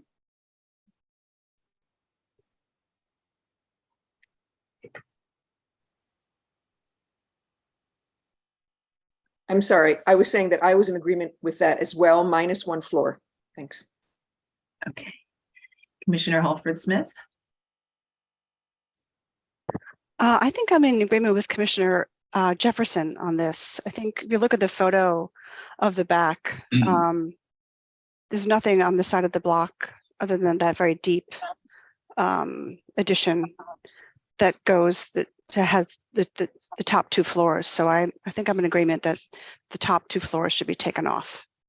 Oh, but I think the one at number 54 goes up to the top, almost to 1 below the top floor. And then beyond that is another full height. But understood, there's... Take a look at page 19. I'm sorry, page 20. I think it shows it the full block. There you go. Okay. Commissioner Chapin? Yeah, if you look at 21 and 22, I just think that this, the appearance here does not, of the block, does not support the full height, full width addition. On the issue of 2 floors, well, I think 2 floors off might be more appropriate in some ways. The fact that it's next to a very tall building and that the full width addition is not going out very far compared to the other additions, I could go along with just 1 floor off, but I don't think it should be a full height addition. Okay. And the rest of it's fine. Okay. Commissioner Goldblum? Yeah, I'm kind of fixated on sheet 20, and that tells the story of the block for me. And I think that for a 4-story would be well within the wheelhouse of this block. And for me, the importance of the top floor being retained is not only an issue of continuity and context, but is also an issue of the volumetric integrity of the historic structure. We've often noted that the problem with blowing out the whole back of a building means that the building's gone. There's no longer a reading of addition versus original as a volume. And so I think it's important to keep that top floor. Okay, thank you. Commissioner Devonshire? Yeah, I agree with Commissioner Goldblum. It's more about the volume. One floor has to come off. Okay, Commissioner Chen? Yeah, I'm in agreement here as well. I think one floor is appropriate, given the context based on what Diana Chapin just mentioned. Okay. Commissioner Bland? Thank you for letting me listen to the brilliance of all my fellows. And I'm a one floor off now, siding with the fact that this is at the end of the row and adjacent to a taller building. It can just take one floor off. Okay. All right, so I think the majority of commissioners would support it by reducing it by one floor. And so Commissioner Lutfi, would you make a motion to approve with the condition that it be reduced by a floor? Sure. In the matter of docket 23-03161, 48 West 85th Street, Upper West Side, Central Park West Historic District, a Queen Anne style row house with neo-Grec elements designed by Tom Wilson and built in 1886-87. The application is to construct rooftop and rear yard additions. I know that the building style, scale, materials, and details are among the features that contribute to the special architectural and historic character of the Upper West Side Central Park West Historic District. I recommend approval with modifications, finding that the proposed rooftop and rear yard additions will not be visible from a public thoroughfare, that the work will not eliminate any significant architectural features of the roof or the rear yard or the rear facade, that the proposed rooftop addition featuring a simple form with standing seam metal cladding and glazing and a louvered mechanical screen on its roof will be in keeping with typical rooftop accretions found on buildings in this historic district, that the proposed rear yard addition will be less steep than the current rear L and will not extend into the central green space beyond existing adjacent rear additions and therefore will not overwhelm the adjacent buildings or diminish the central green space, and that the simple massing and materials of the addition featuring brick cladding, punched window openings at the upper floors and larger openings at the lower floors with multi-light metal window assemblies will be typical of secondary facades of buildings within this historic district and in keeping with the residential character of the building and the row. However, I find that the proposed rear addition will rise to the full height of the building and the top floor of the rear facade will not be retained, therefore overwhelming the building and diminishing its relationship to other buildings in the row. I therefore recommend that the addition be lowered by one floor and the top floor retained or rebuilt to match the historic condition. Thank you. And Commissioner Bland, would you second that motion? Second. All right, Mark, will you call the vote? Chair Carroll, Aye. Commissioner Bland, Aye. Commissioner Shamir Barron, Aye. Commissioner Chapin, Aye. Commissioner Chen, Aye. Commissioner Devonshire, Aye. Commissioner Goldblum, Aye. Commissioner Gustafson, Aye. Commissioner Jefferson, Nay. Commissioner Lutfi, Aye. Commissioner Holford Smith. I will go with the majority. Aye. With 10 in favor and 1 opposed, the motion passes. So that's approved with that condition to lower it by a floor. So please continue to work with the staff. Thank you. And we'll move to the next item now. Next item is public hearing item number 3, LPC 22-12241, an application for a certificate of appropriateness in the Borough of Manhattan, block 1502, lot 17, 21 East 90th Street in the expanded Carnegie Hill Historic District. This is an Art Deco style apartment building with medieval elements designed by George F. Pelham and built in 1927, and the application is to alter the penthouse. Okay, commissioners, the applicants have entered the hearing. Alex, if you could unmute yourself, I will give you control of the presentation. Please just click on your screen. And you can advance the slides using your arrow keys or your mouse. Please state your name for the record and you may begin. Thank you. My name is Alex Zaris. I'm the architect at Zaris and Neudorfer Architects, representing 21 East 90th Street. We are proposing, our focus will be on 21 East 90th at the corner of 90th and Madison. And you can see on this slide our site, Madison Avenue, 90th, 91st, of course, and this is 5th Avenue. These are the historic photographs of the site. There's a tax map. I will proceed to the second slide. So our focus is going to be on the rear, the back of the building.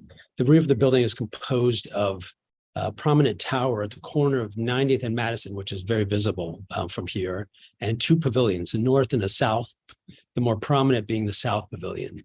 So this is the tower at the corner of 90th and Madison. This is the southern pavilion, which projects approximately 20 feet beyond the northern pavilion. The massing builds asymmetrically from the less dominant northwest corner to the dominant southeast corner across the back of this building. Our penthouse level project is at the rear of the north pavilion, where you can sort of see it here, west facing. The penthouse facade is, the actual facade is about 14.5 feet back from the stone and iron parapet capping the primary plane of the north pavilion. We are proposing a new west facing window system, the elimination of a west facing chimney and a new chimney on the north elevation, matching the brick detailing and color of the existing chimney. This is the primary view of our project, which is a distant view from 5th Avenue across the south lawn of the Carnegie Mansion. We're part of the urban fabric, sort of cacophony of architectural elements, including chimneys, mechanical equipment, water towers, et cetera, in the background. So you can see us popping up here. This other chimney is existing and will remain. That's part of our lower floor. Our penthouse is 2 floors. Oh, actually, let me go back one slide. Yeah, sorry. I also want to point out the section here. If you can see, I've lost my arrow.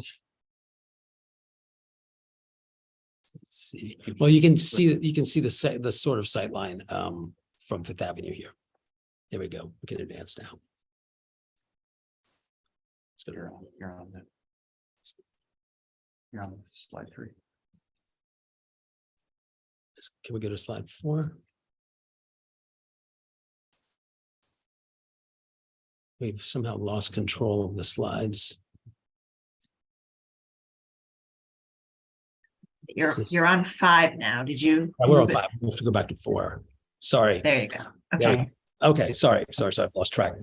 So yes, our project is up here, and this slide represents, illustrates the 5-part bronze window system, and we're hoping it responds to the building's elevational rhythms.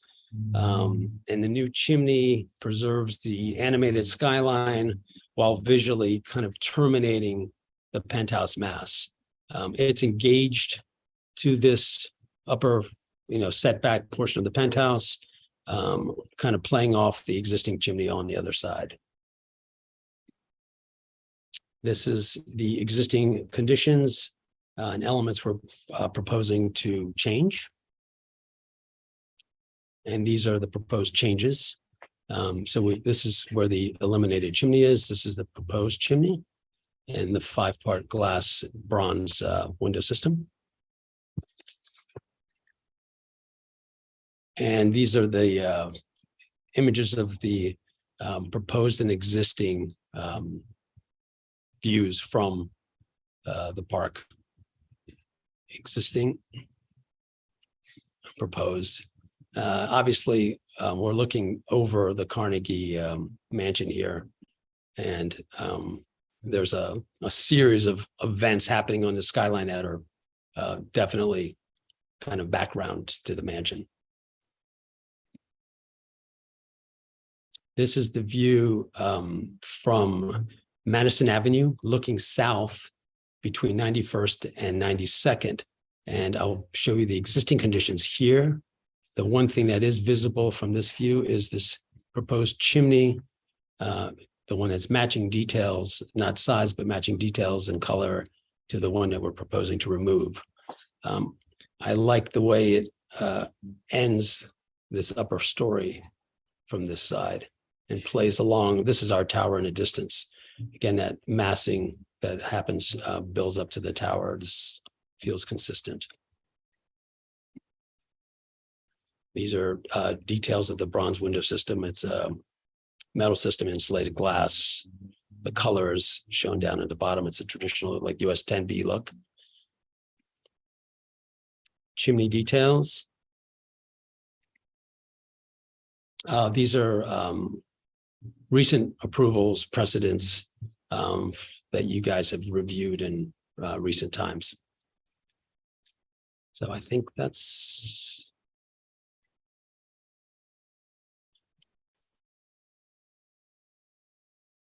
I think that's it.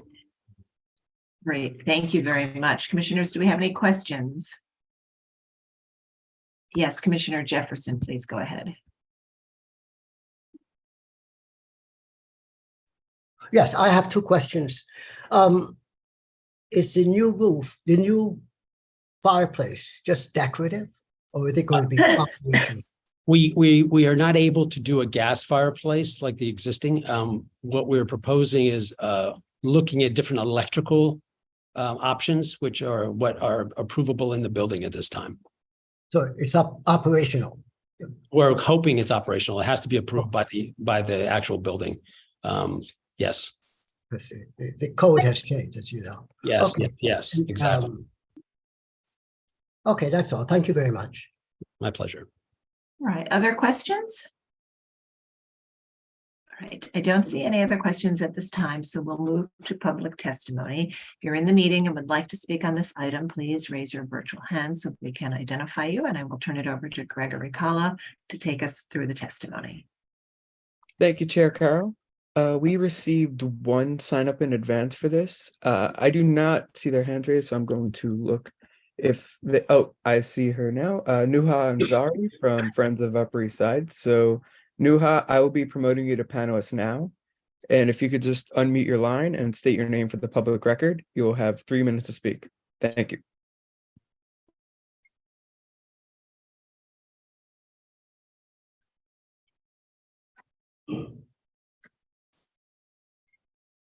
Hello, everyone.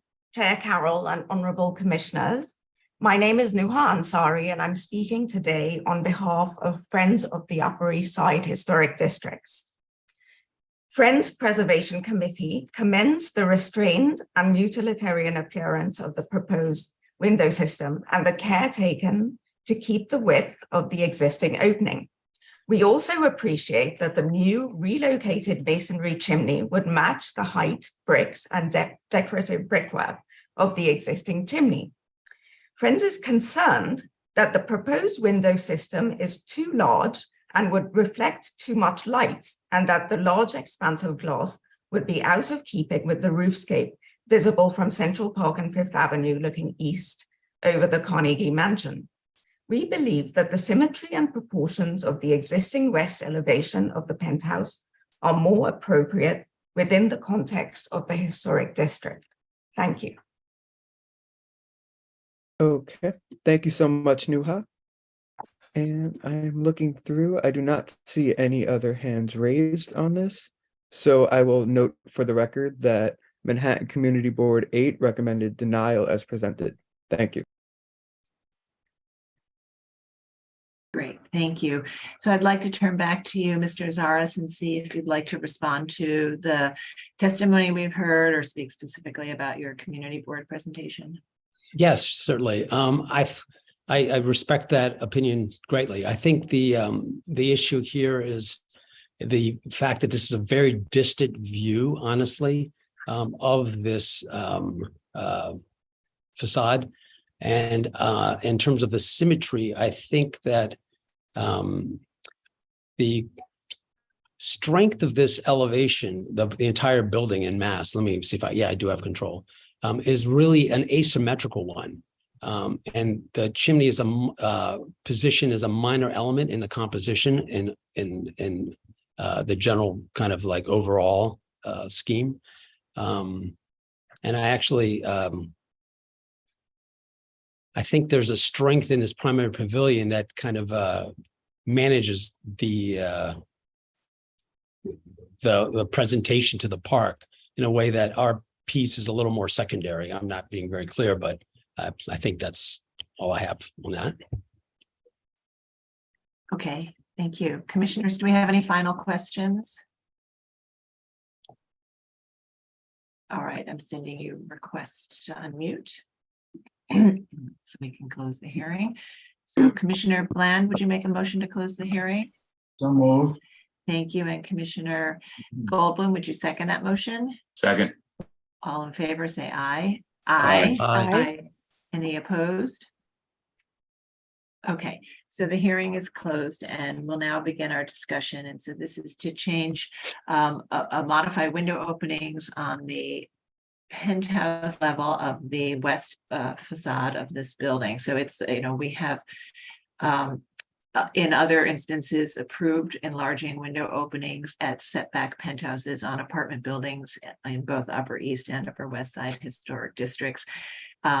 Usually finding that the penthouse in itself is a secondary facade, and then in this case also it's visible over only the secondary facades. This change also necessitates the moving of the chimney. And this is visible from Fifth Avenue through the Carnegie Mansion's lot, and in the context of other rooftop features, as we see in this photo. So we'll begin this discussion. Commissioner Devonshire, would you like to start this one? Yeah, I think it's a reasonable approach, and I think it's approvable. Okay, thank you. Commissioner Chen? Yeah, I'm in agreement with Commissioner Devonshire. Commissioner Bland? Yeah, I agree. I think the views are distant and they become part of a roofscape, which is complex, and this doesn't really call attention or additional attention to the top of this building. So I think it's appropriate. Commissioner Lutfi? I agree. I think the applicant did a very nice job. Everything's very nuanced. The work's only seen from a distance. I think the fact that they retained the chimney and design and use the same material, so they kept it part of the roofscape, and like the skyline right there is a nice touch. And the extra glass doesn't seem to be a problem because it is a secondary facade and doesn't stand out in a major way. So I can approve this. Thank you. Commissioner Jefferson? I'm probably on the outside. I think the architect went through a lot of effort to make this symmetrical piece on this part and the other side asymmetrical. So there's a compositional element there that I see. And removal of a chimney, all that fabric, to me, it's just, to add another piece of window. I don't think the balance is there. Okay, thank you. Commissioner Gustafson? I think distance is the key issue here. I think the views are so far away that the changes are going to be virtually unnoticeable. I certainly wonder, though, why more applicants don't just throw up a picture of the West 77th Street building just for fun, even though it's a different district, to show us how minimal these changes really are. That's true. Thank you. Commissioner Shamir Baran? I think I'm in agreement with Commissioner Jefferson. These might be minimal and somewhat difficult to see, but it's before us for consideration to see whether or not the removal of this fabric is appropriate. I don't really think it is. So I'll say no. Okay. Commissioner Holford Smith? Well, I'm a little torn, but I think that, again, we'll go with the majority. I think the original is more appropriate and much more charming than what they're proposing, but I can't find what they're proposing to be inappropriate, given the distance and the varied view from which you see it. Okay, thank you. Commissioner Chapin. Yeah, I agree with Commissioner Holford Smith, and I think it viewed from afar, it fits in suitably and among other rooftop creations. Thank you. Commissioner Goldblum. Yeah, I generally agree with everybody's thoughts. I would suggest, although I wouldn't hold my vote for it, that they work with the staff to increase the size of the brick at the corners. If you look at the penthouse addition to the right, the south, it has a greater solidity as a volume than what is shown here. And I think that because of the visibility and because one does kind of perceive them as part of the same ensemble, it might be more successful if the, you're giving up some masonry on that facade, which was part of the impression of it. So I think maybe widening the corners would be an improvement, but I could vote for it as is. I think it's fascinating that they're spending all this money on a Yule log chimney. Okay, all right. So I think we have enough to approve it as is. They can certainly continue to work with the staff on Commissioner Goldblum's suggestion if they choose to. But Commissioner Devonshire, would you make a motion to approve? Sure. Thanks. The matter of 21 East 90th Street in the expanded Carnegie Hill Historic District, an application to alter the penthouse. I recommend approval, finding that the work will not damage or destroy any significant historic features. The proposed work will only be seen from public thoroughfares at a distance over secondary facades that are divorced from their relationship with the primary facades of the building in the context of other rooftop accretions. That the reconstruction of the existing visible decorative chimney at a new location will maintain the presence of this feature at the roof and will not detract from the varied roofscape or dominant corner tower, and that the chimney will be reconstructed to match its historic design in terms of material finish, height, and details. That the existing windows at the setback penthouse facade do not presently match the configuration or align with the fenestration of the building below, and that the combination of the masonry openings and installation of a door and window assembly will not diminish the relationship of the penthouse to the building's overall fenestration pattern. That the modified window openings at the penthouse will be typically larger openings found at rooftop penthouses and additions on apartment buildings throughout the historic district in terms of shape and size. The work will not detract from the special architectural and historic character of the building or the expanded Carnegie Hill Historic District, and the applicant will work with staff to perhaps enlarge the masonry appearance at the corners of the structure. Okay, to explore that. Okay. Commissioner Chen, would you second that motion? Second. Mark, will you call the vote? Chair Carroll, Aye. Commissioner Bland, Aye. Commissioner Shamir Barron, Nay. Commissioner Chapin, Aye. Commissioner Chen, Aye. Commissioner Devonshire, Aye. Commissioner Goldblum, Aye. Commissioner Gustafson, Aye. Commissioner Jefferson, Hey, Commissioner Lutfi, Aye. Commissioner Holford Smith. Aye. With 9 in favor and none opposed, the motion passes.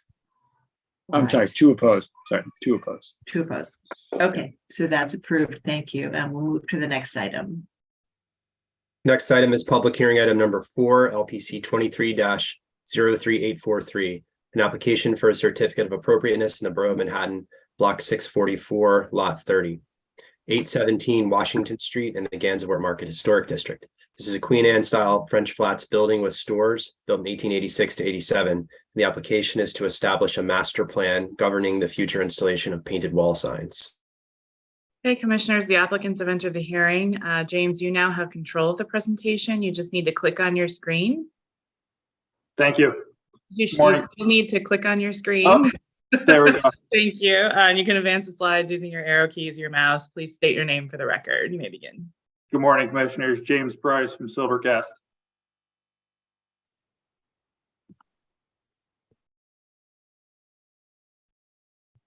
I believe my colleague Pat Kilduff is in the meeting as well. Yes, good morning, Chair Carroll and Commissioners. I'm Patrick Kilduff, Charter Krinsky and Drogan. We're counsel to the applicant, Silvercast Media, and we are delighted to be before you this morning to present our application for a master plan for the installation and operation of a hand-painted wall sign at 817 Washington Street within, of course, the Gansevoort Market Historic District. Again, Jim Price, the Director of Real Estate and Development of Silvercast, is with us today as well. We are following a presentation and review of comments from Community Board 2. We are proposing to install a 130 square foot wall painted sign on the wall of the premises showing to Gansevoort Street. The proposed sign is zoning compliant with the M15 district sign regulations, falls within the allowable surface area and height above curb limitations. It is not illuminated and it does not require a DOB permit. Jim, if we could just advance to the next slide. The proposed sign is consistent with other approved signs in the Gansevoort Market Historic District. This is the historic district map. The 817 Washington Street site is noted, as well as 3 other sites where the commission has previously approved painted wall signs. Jim, if we could advance to the next one. We've also provided a number of examples of painted wall signs that were approved in the Soho Cast Iron Historic District for context as well. This slide is just to give the historic context of the particular location. We have the designation photo, the 1980s tax photo from the municipal archives. We're showing the wall at issue. Jim, if we could go to the next one. The wall paint will be performed by ArtFX Murals, a company that has been painting wall murals since the 1980s. This is an example of some of their work at 3 other approved sites. The next slide is a copy of the plans that were prepared by Tarek Zeed, the applicant's architect. Turning attention to the slide that, Jim, if we could go back to the prior slide, thank you. Just turning your attention again to the plans themselves. This notes the 13. Oh, sorry, Pat. No problem, Jim. Okay, so this slide I think would be helpful because it I don't know why I keep doing this. Well, these are the 2 most popular slides in the presentation. Okay, let's. Okay, I think we'll I don't know. It keeps going without me touching it. Apologies. Okay, let's see.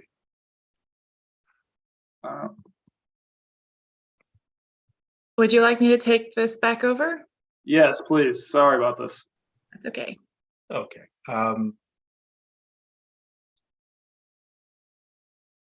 Yes, if we could just leave on that slide.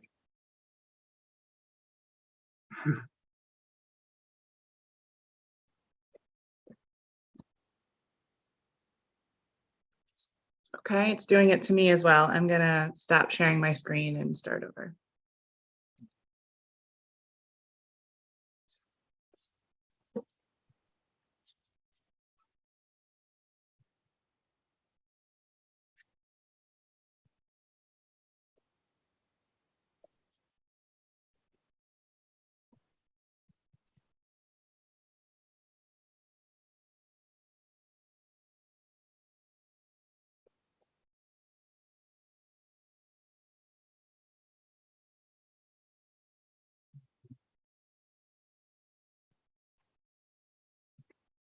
Can you see this? We may have to leave it in this. Okay, I can. Yes, I can see. I can see this slide. Thank you very much. Again, this slide is from the plans that were prepared by Tarek Zeed, directing your attention to the on the left-hand side, the sign face elevation. Again, the sign is going to be 13 feet high by 10 feet wide, showing the distance from the front facade is 2 feet. The distance from the parapet as 1 foot. Again, as if we could maybe advance, we also have the computation of the computation of the percentage of the surface area of the wall comes out to 21.67%. This slide is, again, the proposed master plan criteria. The term should be for 10 years. The total visible wall square footage, 600 feet. The square foot of the proposed sign, 130 square feet. Again, distance from front facade, 2 feet. Distance from parapet, 1. Designated vendor emblem plaque as consistent with other approved sign spaces. I would like to note that we did in reviewing this application with the staff, we did make this submission taking into account the fact that there is an approved but as yet unbuilt rooftop addition on the adjoining property at 69 Gansevoort Street. That was approved by the commission in April of this year under LPC number 22-01806. So with that in mind, the size of the sign that was proposed was actually reduced from what the applicant had originally intended to propose. So again, the illustrations that you see on this slide of the proposed master plan criteria take into account the construction of the as yet unbuilt rooftop addition that's approved at the adjoining property. Again, there'll be a standard border of 3 inches to contrast, no restrictions to the sign copy. And again, everything that the applicant has proposed to do, we believe to be consistent with prior approved master plans. So we'd be delighted to answer any questions between Jim or myself. All right, thank you. Commissioners, do we have any questions? I do think that normally under our master plans, we have asked that the sign be set back 3 feet from the front facade, at least 3 feet, and you're set back 2 feet. And similarly, that it be about 20% of the visible wall surface, and I think you're at 21%. So both a little closer and bigger than I think we normally would approve. And do you have thoughts on that in this particular context?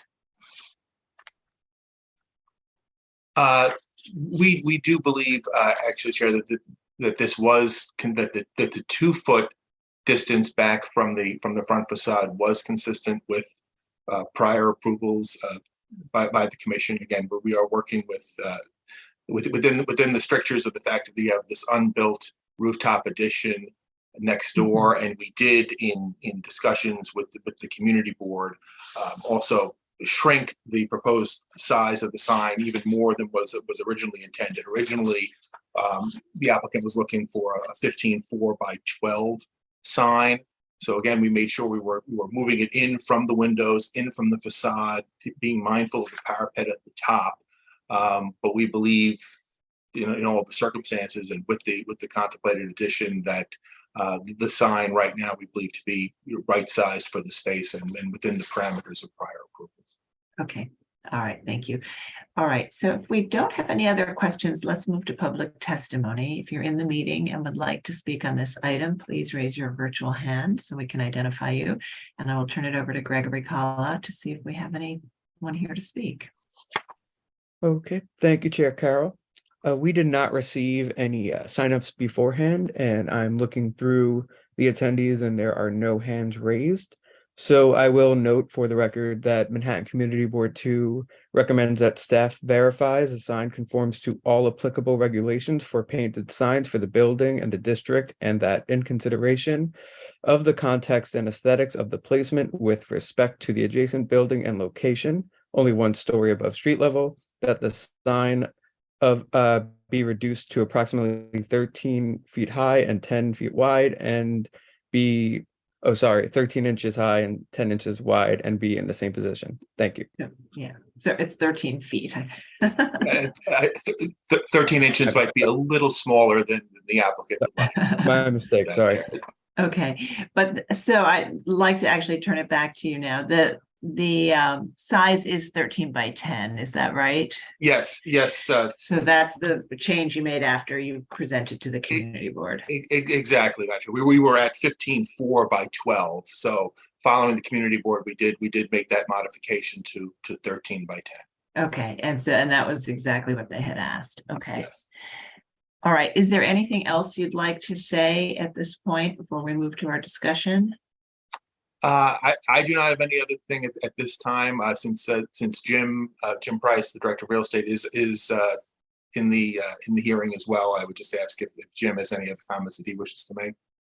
No comment on my end, Pat. Thank you guys for your time and consideration. We appreciate it. And we'd like to also thank Marcello as well from the staff, who's been very helpful. That's great. Thank you. Okay, so I think we'll move to our discussion. So commissioners, if you can start to unmute, that would be great. Right, and Commissioner Holford Smith, would you make a motion to close the hearing? So moved.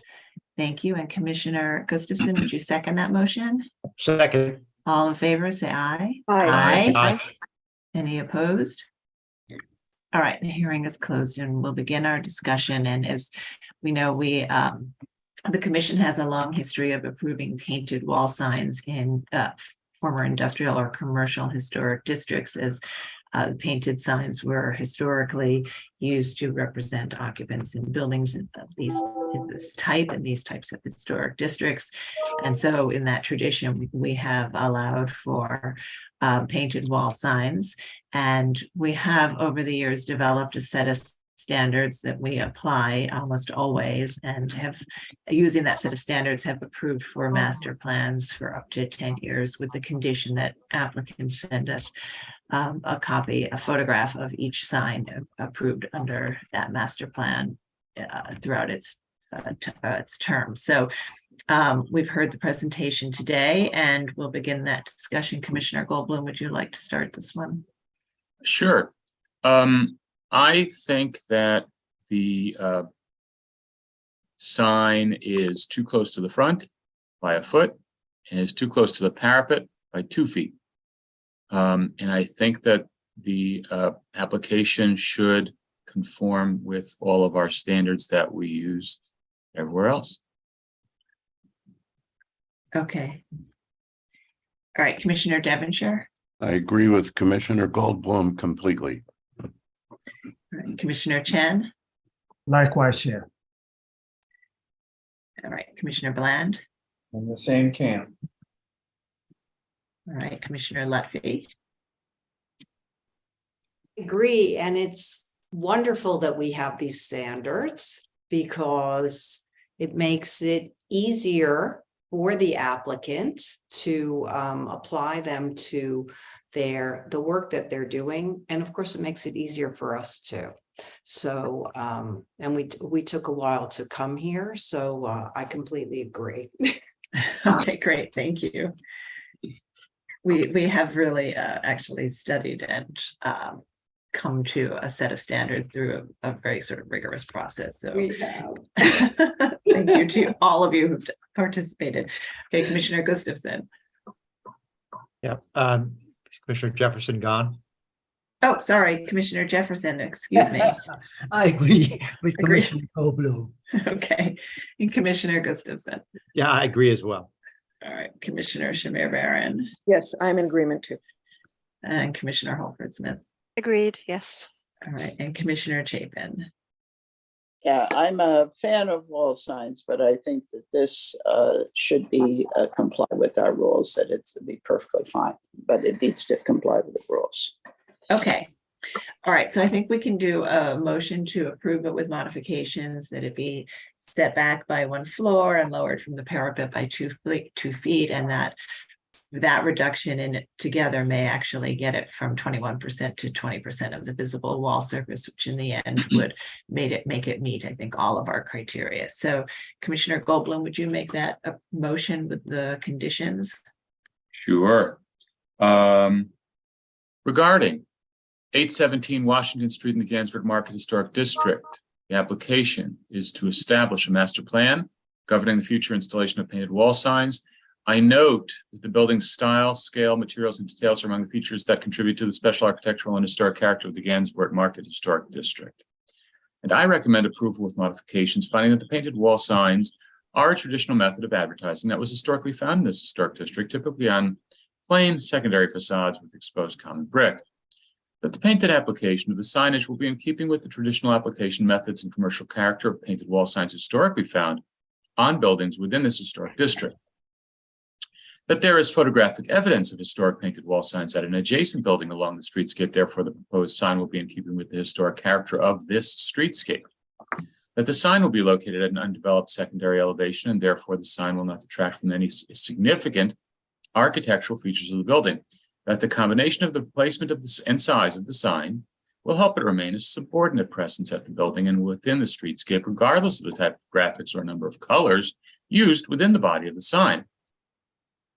That the sign will include a 3-inch solid painted border, a typical feature of historic wall signs. The vendor tag will have a set location and size, and that the proposed master plan will be valid for a period of 10 years, and the applicant will document every sign approved under the master plan, so there's a record that the commission can consider when reviewing the effectiveness of the master plan criteria. However, the applicant should work with the staff to set the sign back from the front primary facade by at least 3 feet, so increasing the amount of setback by 12 inches from the current proposal, and reduced from the parapet by an additional 2 feet, so that it is set back 3 feet from both top and facade, and that the size not exceed 20% of the visible wall surface.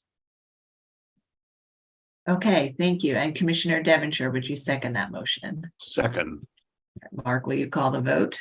Chair Carroll, Aye. Commissioner Bland, Aye. Commissioner Shamir Barron, Aye. Commissioner Chapin, Aye. Commissioner Chen, Aye. Commissioner Devonshire, Aye. Commissioner Goldblum, Aye. Commissioner Gustafson, Aye. Commissioner Jefferson, Aye. Commissioner Lutfi, Aye. Commissioner Holford Smith. Aye. With 11 in favor, none opposed, the motion passes. Okay, so that's approved with some slight adjustments. Thank you very much. And we'll move to the next item. Thank you. Thank you. Next item is public hearing item number 5, LPC 23-00579. An application for a certificate of appropriateness in the Borough of Manhattan, block 625, lot 31, 46 Chain Street in the Greenwich Village Historic District. This is a Greek Revival style row house built in 1846, and the application is to construct a rooftop addition. Okay, commissioners, the applicants have entered the hearing. Logan, you now have control of the presentation. You just need to click on your screen, and then you can advance the slides using your arrow keys or your mouse. Please state your name for the record and you may begin. That would be me. Good morning, commissioners. I'm Mary Diericks, preservation consultant for the project. Presenting with me is Logan Richmond of Span Architecture. Andrea Knox and Karen Stonley from Span are also here to answer questions if they arise. Logan, next, please. This is in Greenwich Village. The public hearing items for the project are the rooftop addition, an elevator bulkhead, and the chimney flue extensions. Next. 46 Jane Street is part of a row of 5 Greek Revival style houses built in 1846. The row is from 42 to 50. 46 Jane is there. Next, please. Here it is in about 1940 and in 1980. The stoop was removed and a fire escape added before 1940. Next. This is the front facade. Next. This is the rear facade. What you're looking at here is the facade of the 3-story addition. All of the houses in the row have rear additions of 2 or 3 stories. The top floor of the main building is shown at the top right. You can't see the top floor from the yard because of the existing addition. Next. In context, here are the buildings to the east and to the west. Next.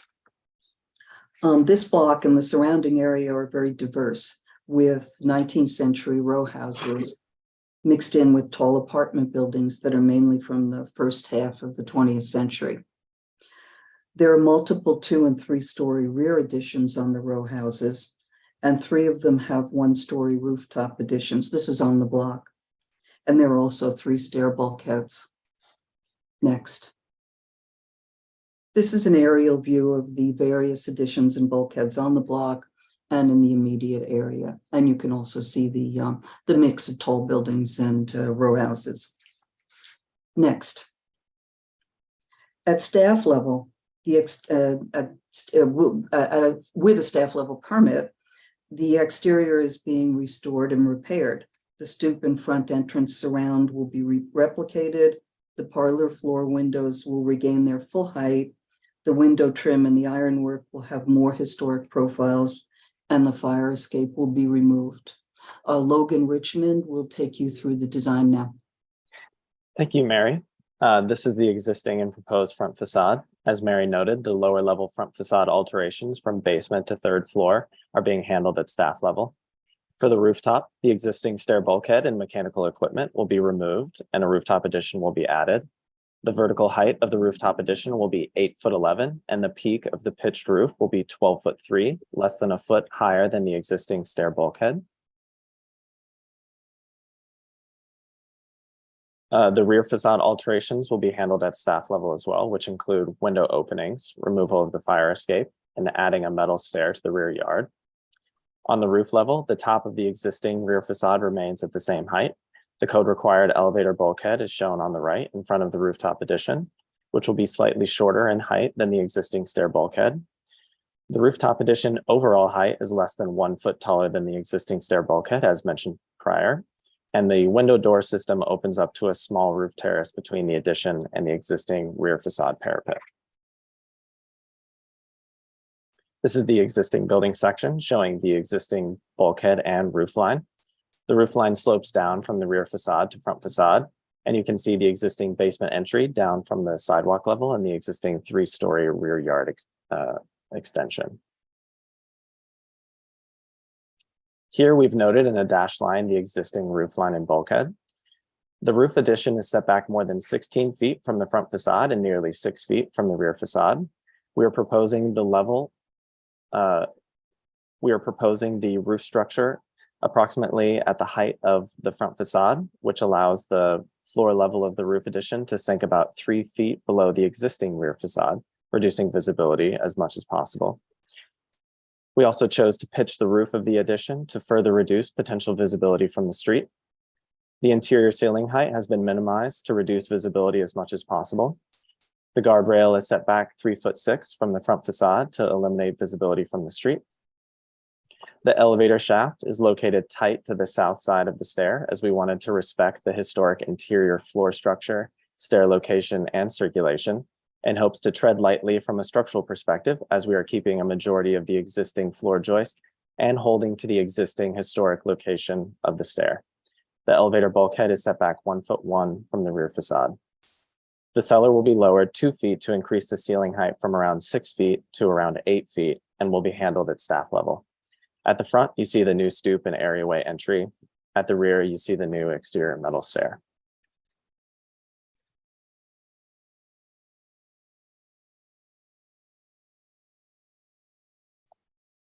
Might have lost a little ability to move to the next slide. Oh, too far. There we go. Moving up to the roof level in 3D. These are 2 rendered views of the rooftop addition looking from the front facade, the left image looking southwest, the right image looking southeast. I'll come back to this view in more detail on a following slide. These are 2 rendered views of the rooftop addition and elevator bulkhead from the rear facade, the left image looking northwest, the right image looking northeast. This represents the material palette of the rooftop addition. The walls of the addition are residential beige colored painted stucco to blend with the surrounding roofscape and tall apartment buildings on the other side of the block. The pitched roof will be a zinc colored standing seam metal roof that is pulled from a utilitarian roof structure palette common in the neighborhood. The dark painted wood window door system is a traditional style Anderson A series set of double doors that are mirrored on both front and back of the rooftop addition. The glass guardrail will have a non-glare dirt resistant coating and will be set back to eliminate visibility from the street. And you can see the chimney flues being rerouted along the side of the rooftop addition per DOB code clearance requirements and to reduce visibility from the street, as they are currently visible from the street, which you will be able to see in our street photos. Now we're back in 2D, flip through the relevant plans. The existing demo plans are at the top of the page and the proposed plans are at the bottom. This is the rooftop addition plan. This is the roof of the rooftop addition and elevator bulkhead. Now I'll hand the presentation back to Mary to discuss the rooftop mock-up and street views. Thank you. The addition was mocked up, and you can see the addition of the bulkhead and the railing. Next. These are going to be a few slides to show you that it's not visible in most locations. In this photo, no visibility, but you can see on location 3 on the right, you can see those two chimneys. They're visible now. One on our building, one on the adjacent. Next. More of the area where there is no visibility, and more. Next.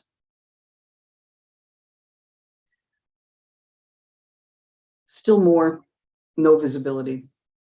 And we're coming close to our points of visibility now. And here they are. The two blue dots are where you can see the rooftop addition. No visibility over the front facade, but you can see it at the rear and over the side. Next. There are still a lot of trees in the village to this day. They haven't really quite lost their leaves. So what we're giving you is a speculative view showing what is probably going to be the visibility. This is over the row houses on 8th Avenue.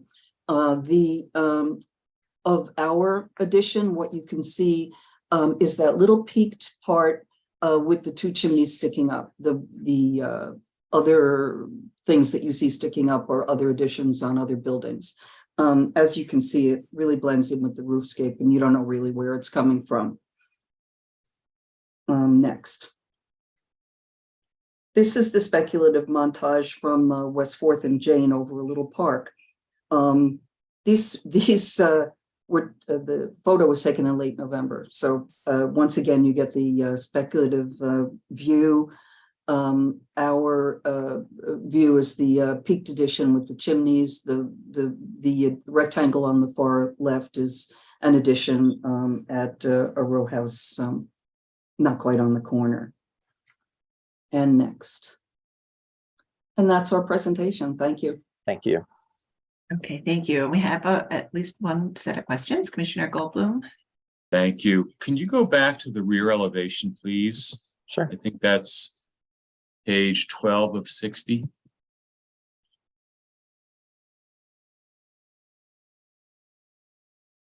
Thank you. All right, so can you identify, please, which of the windows that we're looking at here will actually be shadow boxes, or are the windows going to open into the elevator shaft? The only window that's in front of the elevator shaft is this window here at the top on the third floor. So that guy is going to be kind of like a shadow box, right? Correct. Okay. All right, thank you. That's it. Okay, and again, that portion of it is being reviewed at staff level. Okay, other questions? Right, I don't see any other questions. Let's see if we have anyone here to, oh yes, Commissioner Bland, please go ahead. Slow on the uptake. That's a glass rail right there. Yes, and it's setback. It isn't visible from the street.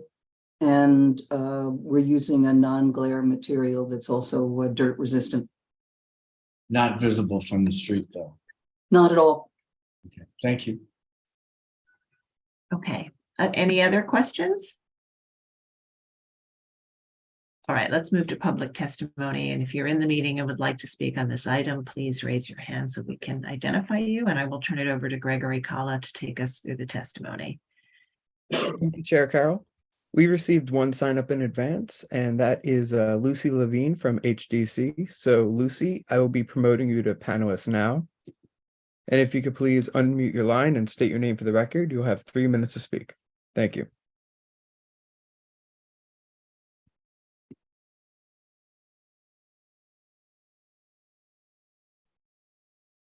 Hi, Commissioners. My name is Lucy Levine. I'm speaking on behalf of the Historic Districts Council. HDC finds this rooftop addition modest and generally appropriate, but we are concerned that the proposed glass railing at the roof will produce a glare. We suggest that the applicant choose an alternate material. Thank you. Okay, thank you so much, Lucy. I am going through the list and it doesn't seem as though there are any other hands raised.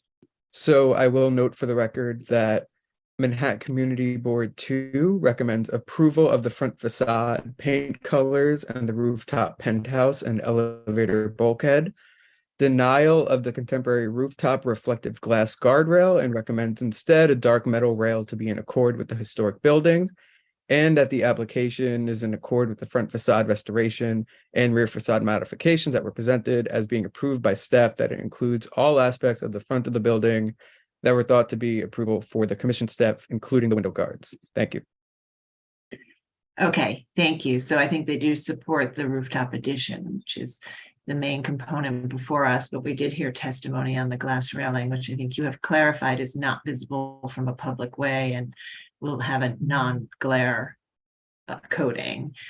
Is there anything else you'd like to add at this point? No, thank you. All right.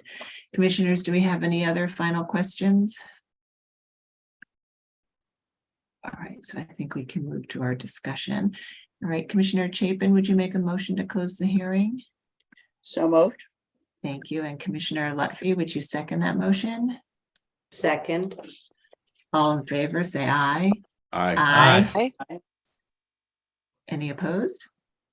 Okay, the hearing is closed and we'll begin our discussion. So again, most of the work that we've seen in the drawings is being reviewed at staff level, but the item before us is the rooftop bulkhead and addition with the associated chimneys that get angled back and actually, I believe, eliminate the view of the chimneys over the front facade.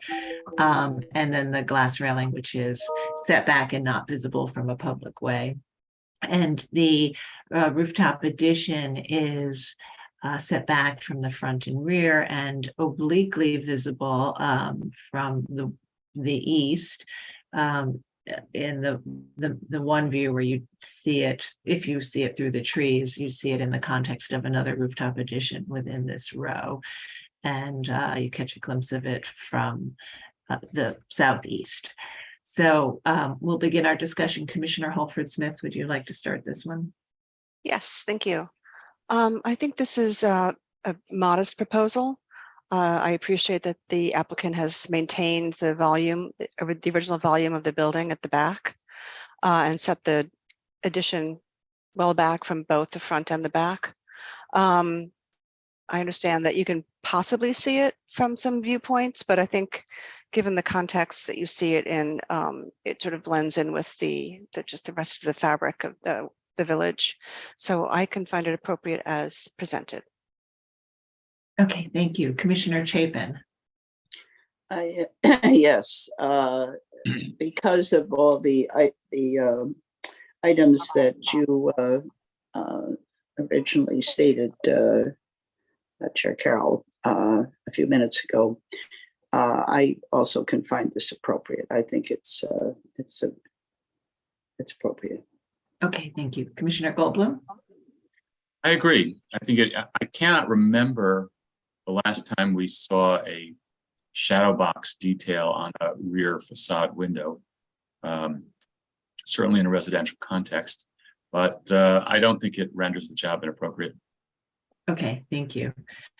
It's interesting. I can think of a few recent examples where we've approved the sort of scoop out, making the windows kind of like a screen into an open terrace. It's a different idea, but yes, that's true. I mean, similar. the only ones I can think of are like where we have front elevators on loft buildings where, you know, you're restoring it and, you know, you're keeping the bulkhead there and you want to keep the facade symmetry and stuff, but not for, it's very unusual, but I appreciate, and we should call out the lengths to which they're going to keep the interior fabric, which is, while not necessarily protected, certainly laudable. Agree. Thank you. Commissioner Devonshire, I agree. I think it's appropriate. Commissioner Chen, Yeah, totally in agreement, and also loved what Commissioner Goldblum just said. great. Commissioner Bland, Yeah, modest, mostly invisible, appropriate. okay. Commissioner Lutfi, I agree, it's appropriate. Commissioner Jefferson, Appropriate. and Commissioner Gustafson, Appropriate. and Commissioner Shamir Baran. I think it is appropriate, mostly in that it's not seen. It's a little bit, something about it's a little bit awkward. There are a couple of other sort of houses on top of, as rooftop additions on larger buildings. It's a little bit unusual to see it on one of these townhouses. But again, one does not see it. And so I think it is appropriate. Okay, all right. So I think we have a consensus. Commissioner Holford Smith, would you make the motion? Yes. In the matter of LPC 23-00579, 46 Jane Street in the Greenwich Village Historic District, a Greek Revival style row house built in 1846. The application is to construct a rooftop addition. I note that the building's style, scale, materials, and details are among the features that contribute to the special architectural and historic character of the Greenwich Village Historic District. I recommend approval, finding that the work will not eliminate any significant architectural features, that the proposed rooftop addition will not be seen over the front facade and will be minimally visible at oblique angles from the west and south in the context of other rooftop accretions and larger buildings in the background, and that the proposed glass railing will not be visible from any public thoroughfare. That the proposed rooftop addition will be set back from the front and rear facades with the exception of the elevator bulkhead, which will align with a limited portion of the rear facade, thereby maintaining a sense of the building's historic massing.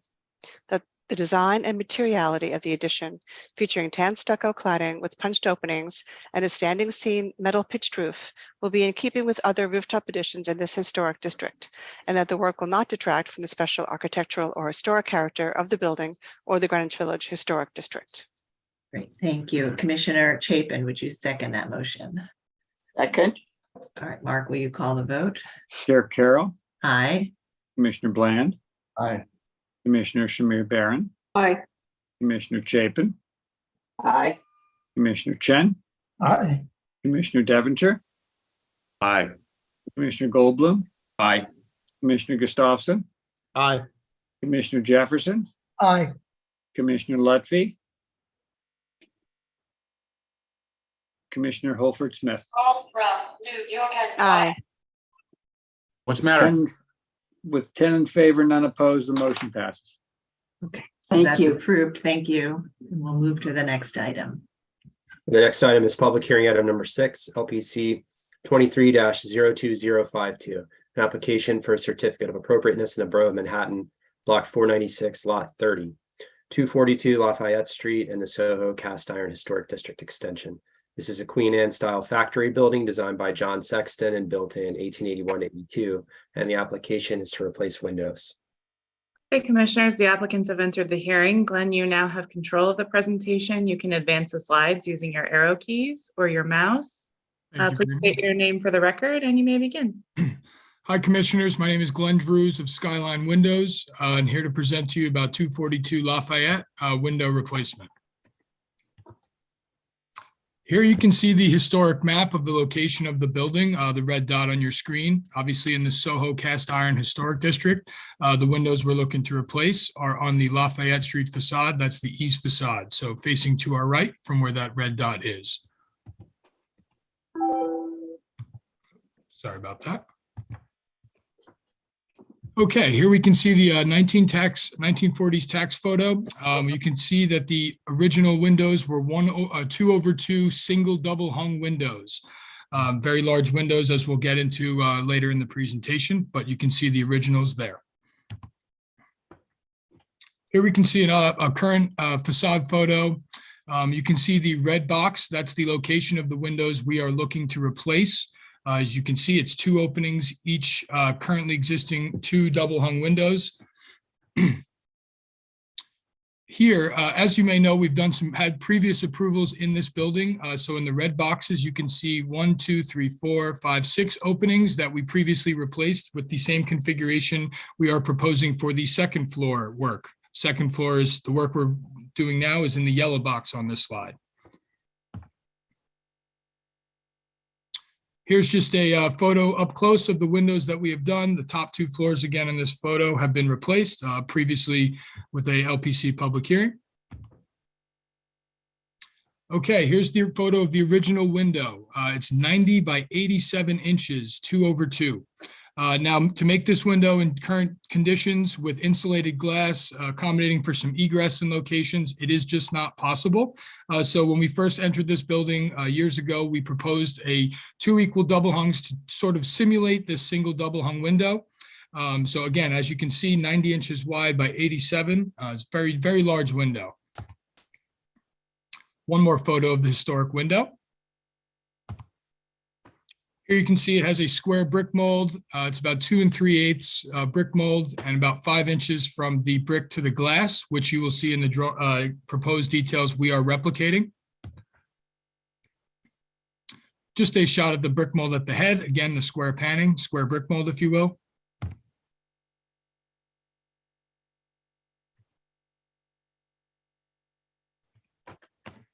Here you can see the proposed detail of the new window. Again, that simulated square panning that will reflect the current conditions of the historical window. So that'll align just to what it was in 1940. Again, section details. What here in the middle is the 5 3/4. So that matches what the existing replacements show today. And here's just a floor plan. As you can see, openings 1 and 2, AO, are the windows facing the Lafayette facade. Our paint sample is the dark brown, which you see in a lot of LPC approvals. We're not looking to paint something that it wasn't. So this is that standard dark brown, which was approved in the previous public hearings. And just an interior view of the product itself, the Series 100 double hung by Skyline. It's in our showroom, but just gives you a little interior look as to what the window we are putting in is. And that's going to bring us to the end of my presentation. I just wanted to make note that we have not been able to get contracted for a master plan in this building. We have certainly tried to avoid redundancy and going through these motions. This is now the 4th time, but we were not contracted to do that. So unfortunately, we do not have a master plan filing for the building and have done this as one-offs every time a new project arises. Okay, thank you very much. All right, commissioners, do we have any questions? All right, I don't see any questions, so let's move to public testimony. If you're in the meeting and would like to speak on this item, please raise your virtual hand so we can identify you, and I'll turn it over to Gregory to take us through the testimony. Thank you, Chair Carroll. We received a couple of signups beforehand, so we'll be going through those first. The first being John Graham from VSNY. So John, I'm promoting you to panelist now. And if you could please unmute your line and state your name for the record, you'll have 3 minutes to speak. Thank you.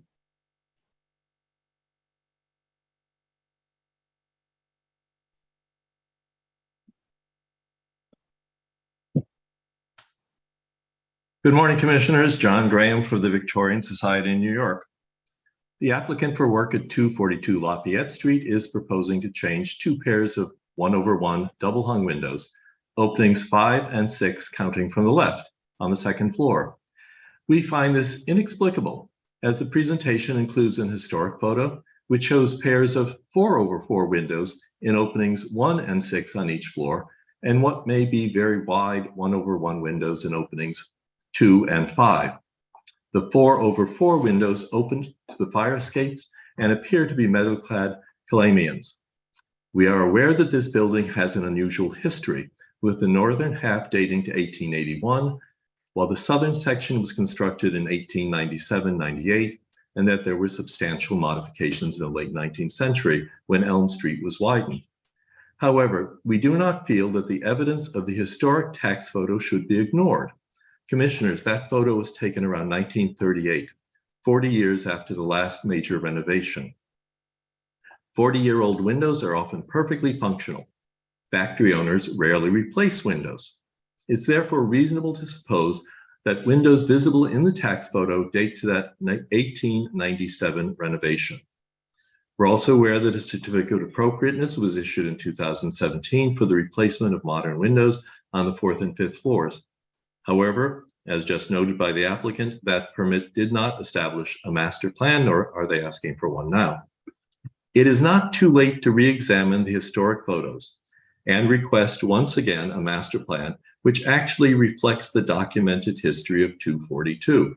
The historic fire escapes remain in place. Installing appropriate windows behind them and reviewing all materials to determine if windows 2 and 5 were very wide 1/1s will be a major step in bringing the building back to its original appearance. This may be its last chance. Thank you, Commissioners. Thank you, John. So we also have Lucy Levine from HDC signed up. So Lucy, I'll be promoting you to panelist now. And if you could please state your name for the record and unmute your line, you'll have 3 minutes to speak. Thank you.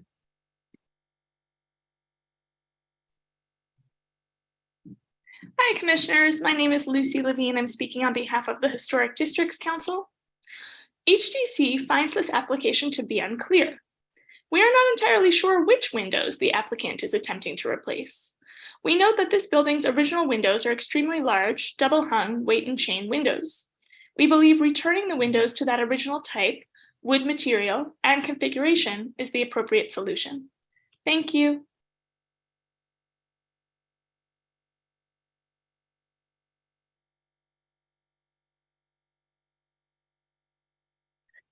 Gregory, you're muted. Sorry about that. So we have one other speaker signed up. It is Richard Moses. So Richard, I've promoted you to panelist. And if you could please state your name for the record and unmute your line, you'll have 3 minutes to speak. Thank you. Good morning, Commissioners. Richard Moses, President of the Lower East Side Preservation Initiative, also known as LSPI. LSPI opposes this application to replace the existing windows at number 2N with new paired 1/1 windows. We believe that the proposed windows would have a detrimental effect on the building's architectural and historic character. Although several of the windows are now paired 1/1s, the building's historic single 1/1 or 2/2 windows, as shown in the tax photo, give the building's fenestration a very distinctive character. The applicant should follow the LPC rules in this case, which we believe would call for single 1/1 or single 2/2s. We believe that circumventing the LPC rules should only be done in extraordinary situations. And we don't see that criterion as applying here, notwithstanding earlier approvals by the Commission. Although most of the facade's existing windows are currently non-historic, the approval of historically appropriate windows here would set a pattern for future window replacements, bringing the building back closer to its historic appearance. And I want to add that the applicant notes that it's not possible to do large single windows, either 1/1 or 2/2, because of the weight of the windows with the insulated glass. But having administered a lot of window replacements myself over the years, I really would question that, and I would want to see more information to verify that. So thank you very much. Okay, thank you very much, Richard. Looking through our attendee list, it doesn't seem as though we have any hands raised. So I will note for the record that Manhattan Community Board 2 recommends approval. Thank you. Okay, thank you. All right, so I know we do have some questions, but why don't we ask the applicant to respond to the comments, and then we'll get to our questions. Yeah, I do want to say I understand what the historical window was. But again, to make a window at 90 inches wide by 87, a single double hung with insulated glass, it wouldn't be allowed to be operable if it was even possible to support that weight. So this was initially what we first looked into and tried to do when we did the first approval. I believe that was on 4N of the building. And it was not something that was possible to do. Again, with the combination of heavy glass and the need for egress, the window could not be operable. So thank you for the comments, but that's what we found when we looked into it initially. Okay. All right, Commissioner Shamir Baron. Yes, I think I'm a little confused about something. I'm glad you have the 1940s tax photo up, because the tax photo seems to indicate that the windows at the fire escapes on both sides were actually 4/4s. I see the 4/4 on one indication, but I don't know. That's a 4/4 in a Mutton sense, so it's still one window. So I see what you're saying, but there are the 2/2s as well. Well, okay, but I want to, yes, but where the fire escapes are, if you blow it up on the right side, is also 4/4. So I just want to understand, are we even considering that as a historic condition? Again, it would fall under the same issue why I couldn't do the 2/2. So that's just a decorative piece to the window, but it wouldn't alleviate any of the weight issues. It's still a single double hung window. So the Munton issue isn't, if I could do a 2/2, I would most certainly do a 4/4. That's not really my issue. Again, the issue is going to be the weight and performance of that single double hung window at that size. So I think, right, the pre-fire escape, it may have been that the windows were all 1/1 or 2/2. And post-fire escape, the end windows changed perhaps for fire rating maybe. And but the applicant is proposing neither the 2/2 nor 4/4. They're proposing paired 1/1s to evoke the 2/2s. That's good. Other questions?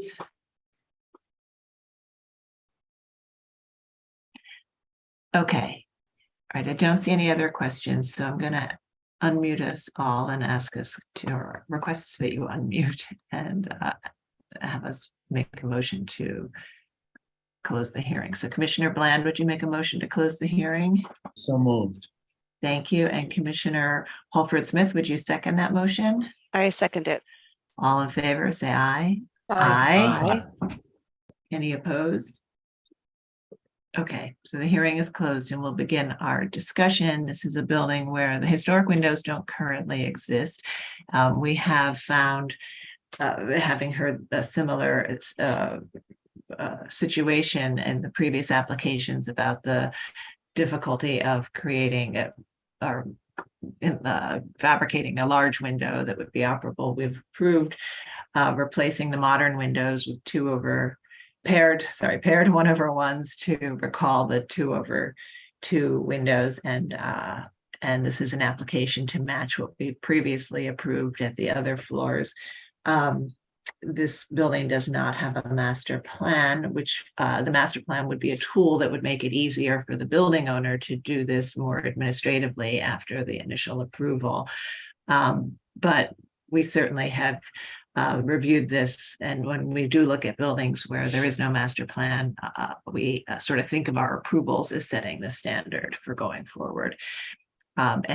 But we go through the process every time. We have a full public hearing process and a full set of drawings submitted to us.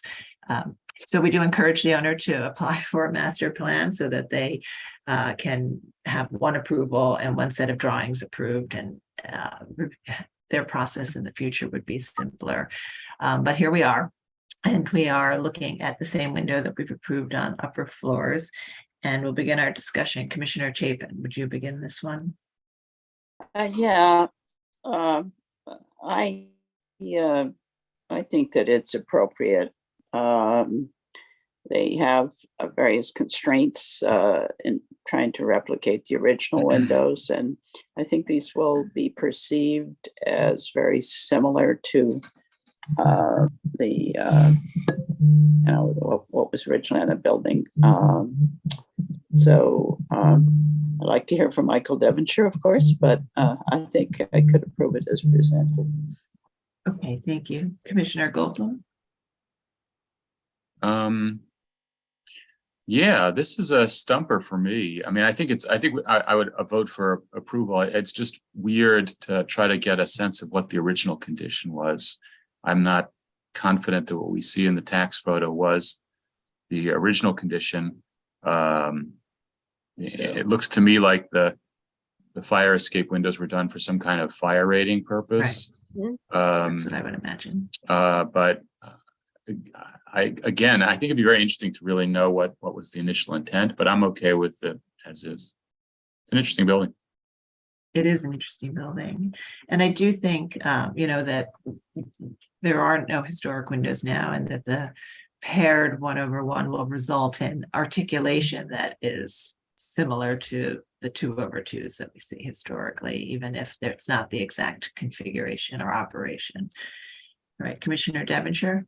Yeah, this is a tricky one. I think talking about the fire escape windows, typically the lights in those would have been smaller, and they would likely have been calamine windows, which is a metal clad window for fireproofing. In any case, I mean, this is a strange one, but my gut feeling about this is that I can approve it. Okay, thank you. Commissioner Chen? Yeah, same here. It's too bad they don't have a master plan that we have to keep on going each time reviewing each window. But I'm in agreement with the rest of the commissioners.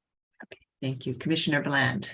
Yeah, I'm in agreement too. I think, if I understand it, we're approving something that we've approved on other windows before. So at least it brings some conformity to the building, even if it isn't an original situation. Agree. Okay, Commissioner Lutfi?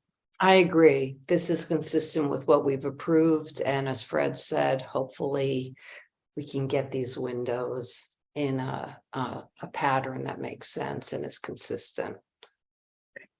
Commissioner Jefferson? I agree with my fellow commissioners. Okay. Commissioner Gustafson? Yep, same here. Commissioner Shamir Baran? I have a problem with this. I think that it is pretty clear, at least from the 1940s, even with the windows with mullions that make it sort of a 4x4.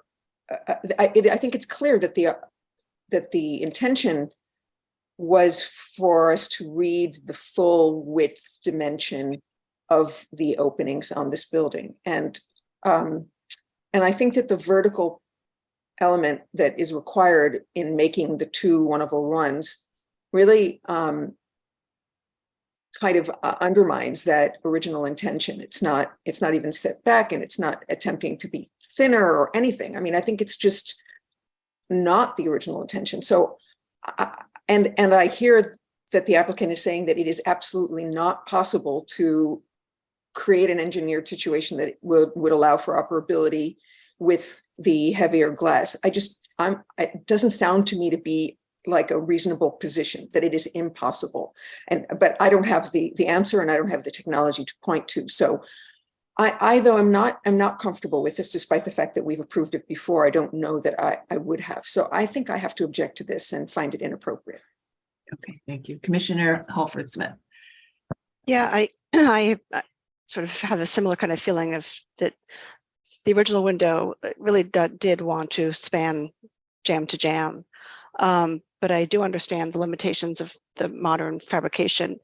I think if you did this out of a wood weights and chains window, you could make it operable, but that of course is a very expensive window, and not what they're proposing here. So I think given the fact that we have approved the paired 2/1/1s in the past, and it is relatively similar to the original configuration, I can find it appropriate. Okay, thank you. And again, I think, like other places where we have no historic windows left, the commission has approved a similar but different configuration and operation, finding that to be appropriate if it has right proportionality and details and general configuration. So while I understand that Commissioner Shamir Barron, about your thoughts about the full span of the width being kind of a historic expression here, I think that this is consistent with places where we have approved an alternative window configuration for a building that doesn't have any of its historic windows. So, and I think we have enough to approve this. So Commissioner Chapin, I'll ask you to read the motion. Okay, sure. In the matter of a certificate of appropriateness, Borough of Manhattan, LPC 2302052, 242 Lafayette Street, Soho, Cast Iron Historic District Extension. A Queen Anne style factory building designed by John Sexton and built in 1881 to 82. Application is to replace windows. I note that the building's style, scale, materials, and details are among the features that contribute to the special architectural and historic character of the Soho Cast Iron Historic District Extension. I recommend approval, finding that none of the existing windows to be replaced are original to the building, that the weight of modern double glazed window sashes precludes the reinstallation of a single 2/2 double hung window at these very large openings due to operational issues and ADA force requirements. That the paired 1/1 windows with a central mullion will recall the configuration of the wide historic 2/2 windows. That the majority of the existing windows, including windows within this opening, are currently paired 1/1 double hung metal windows.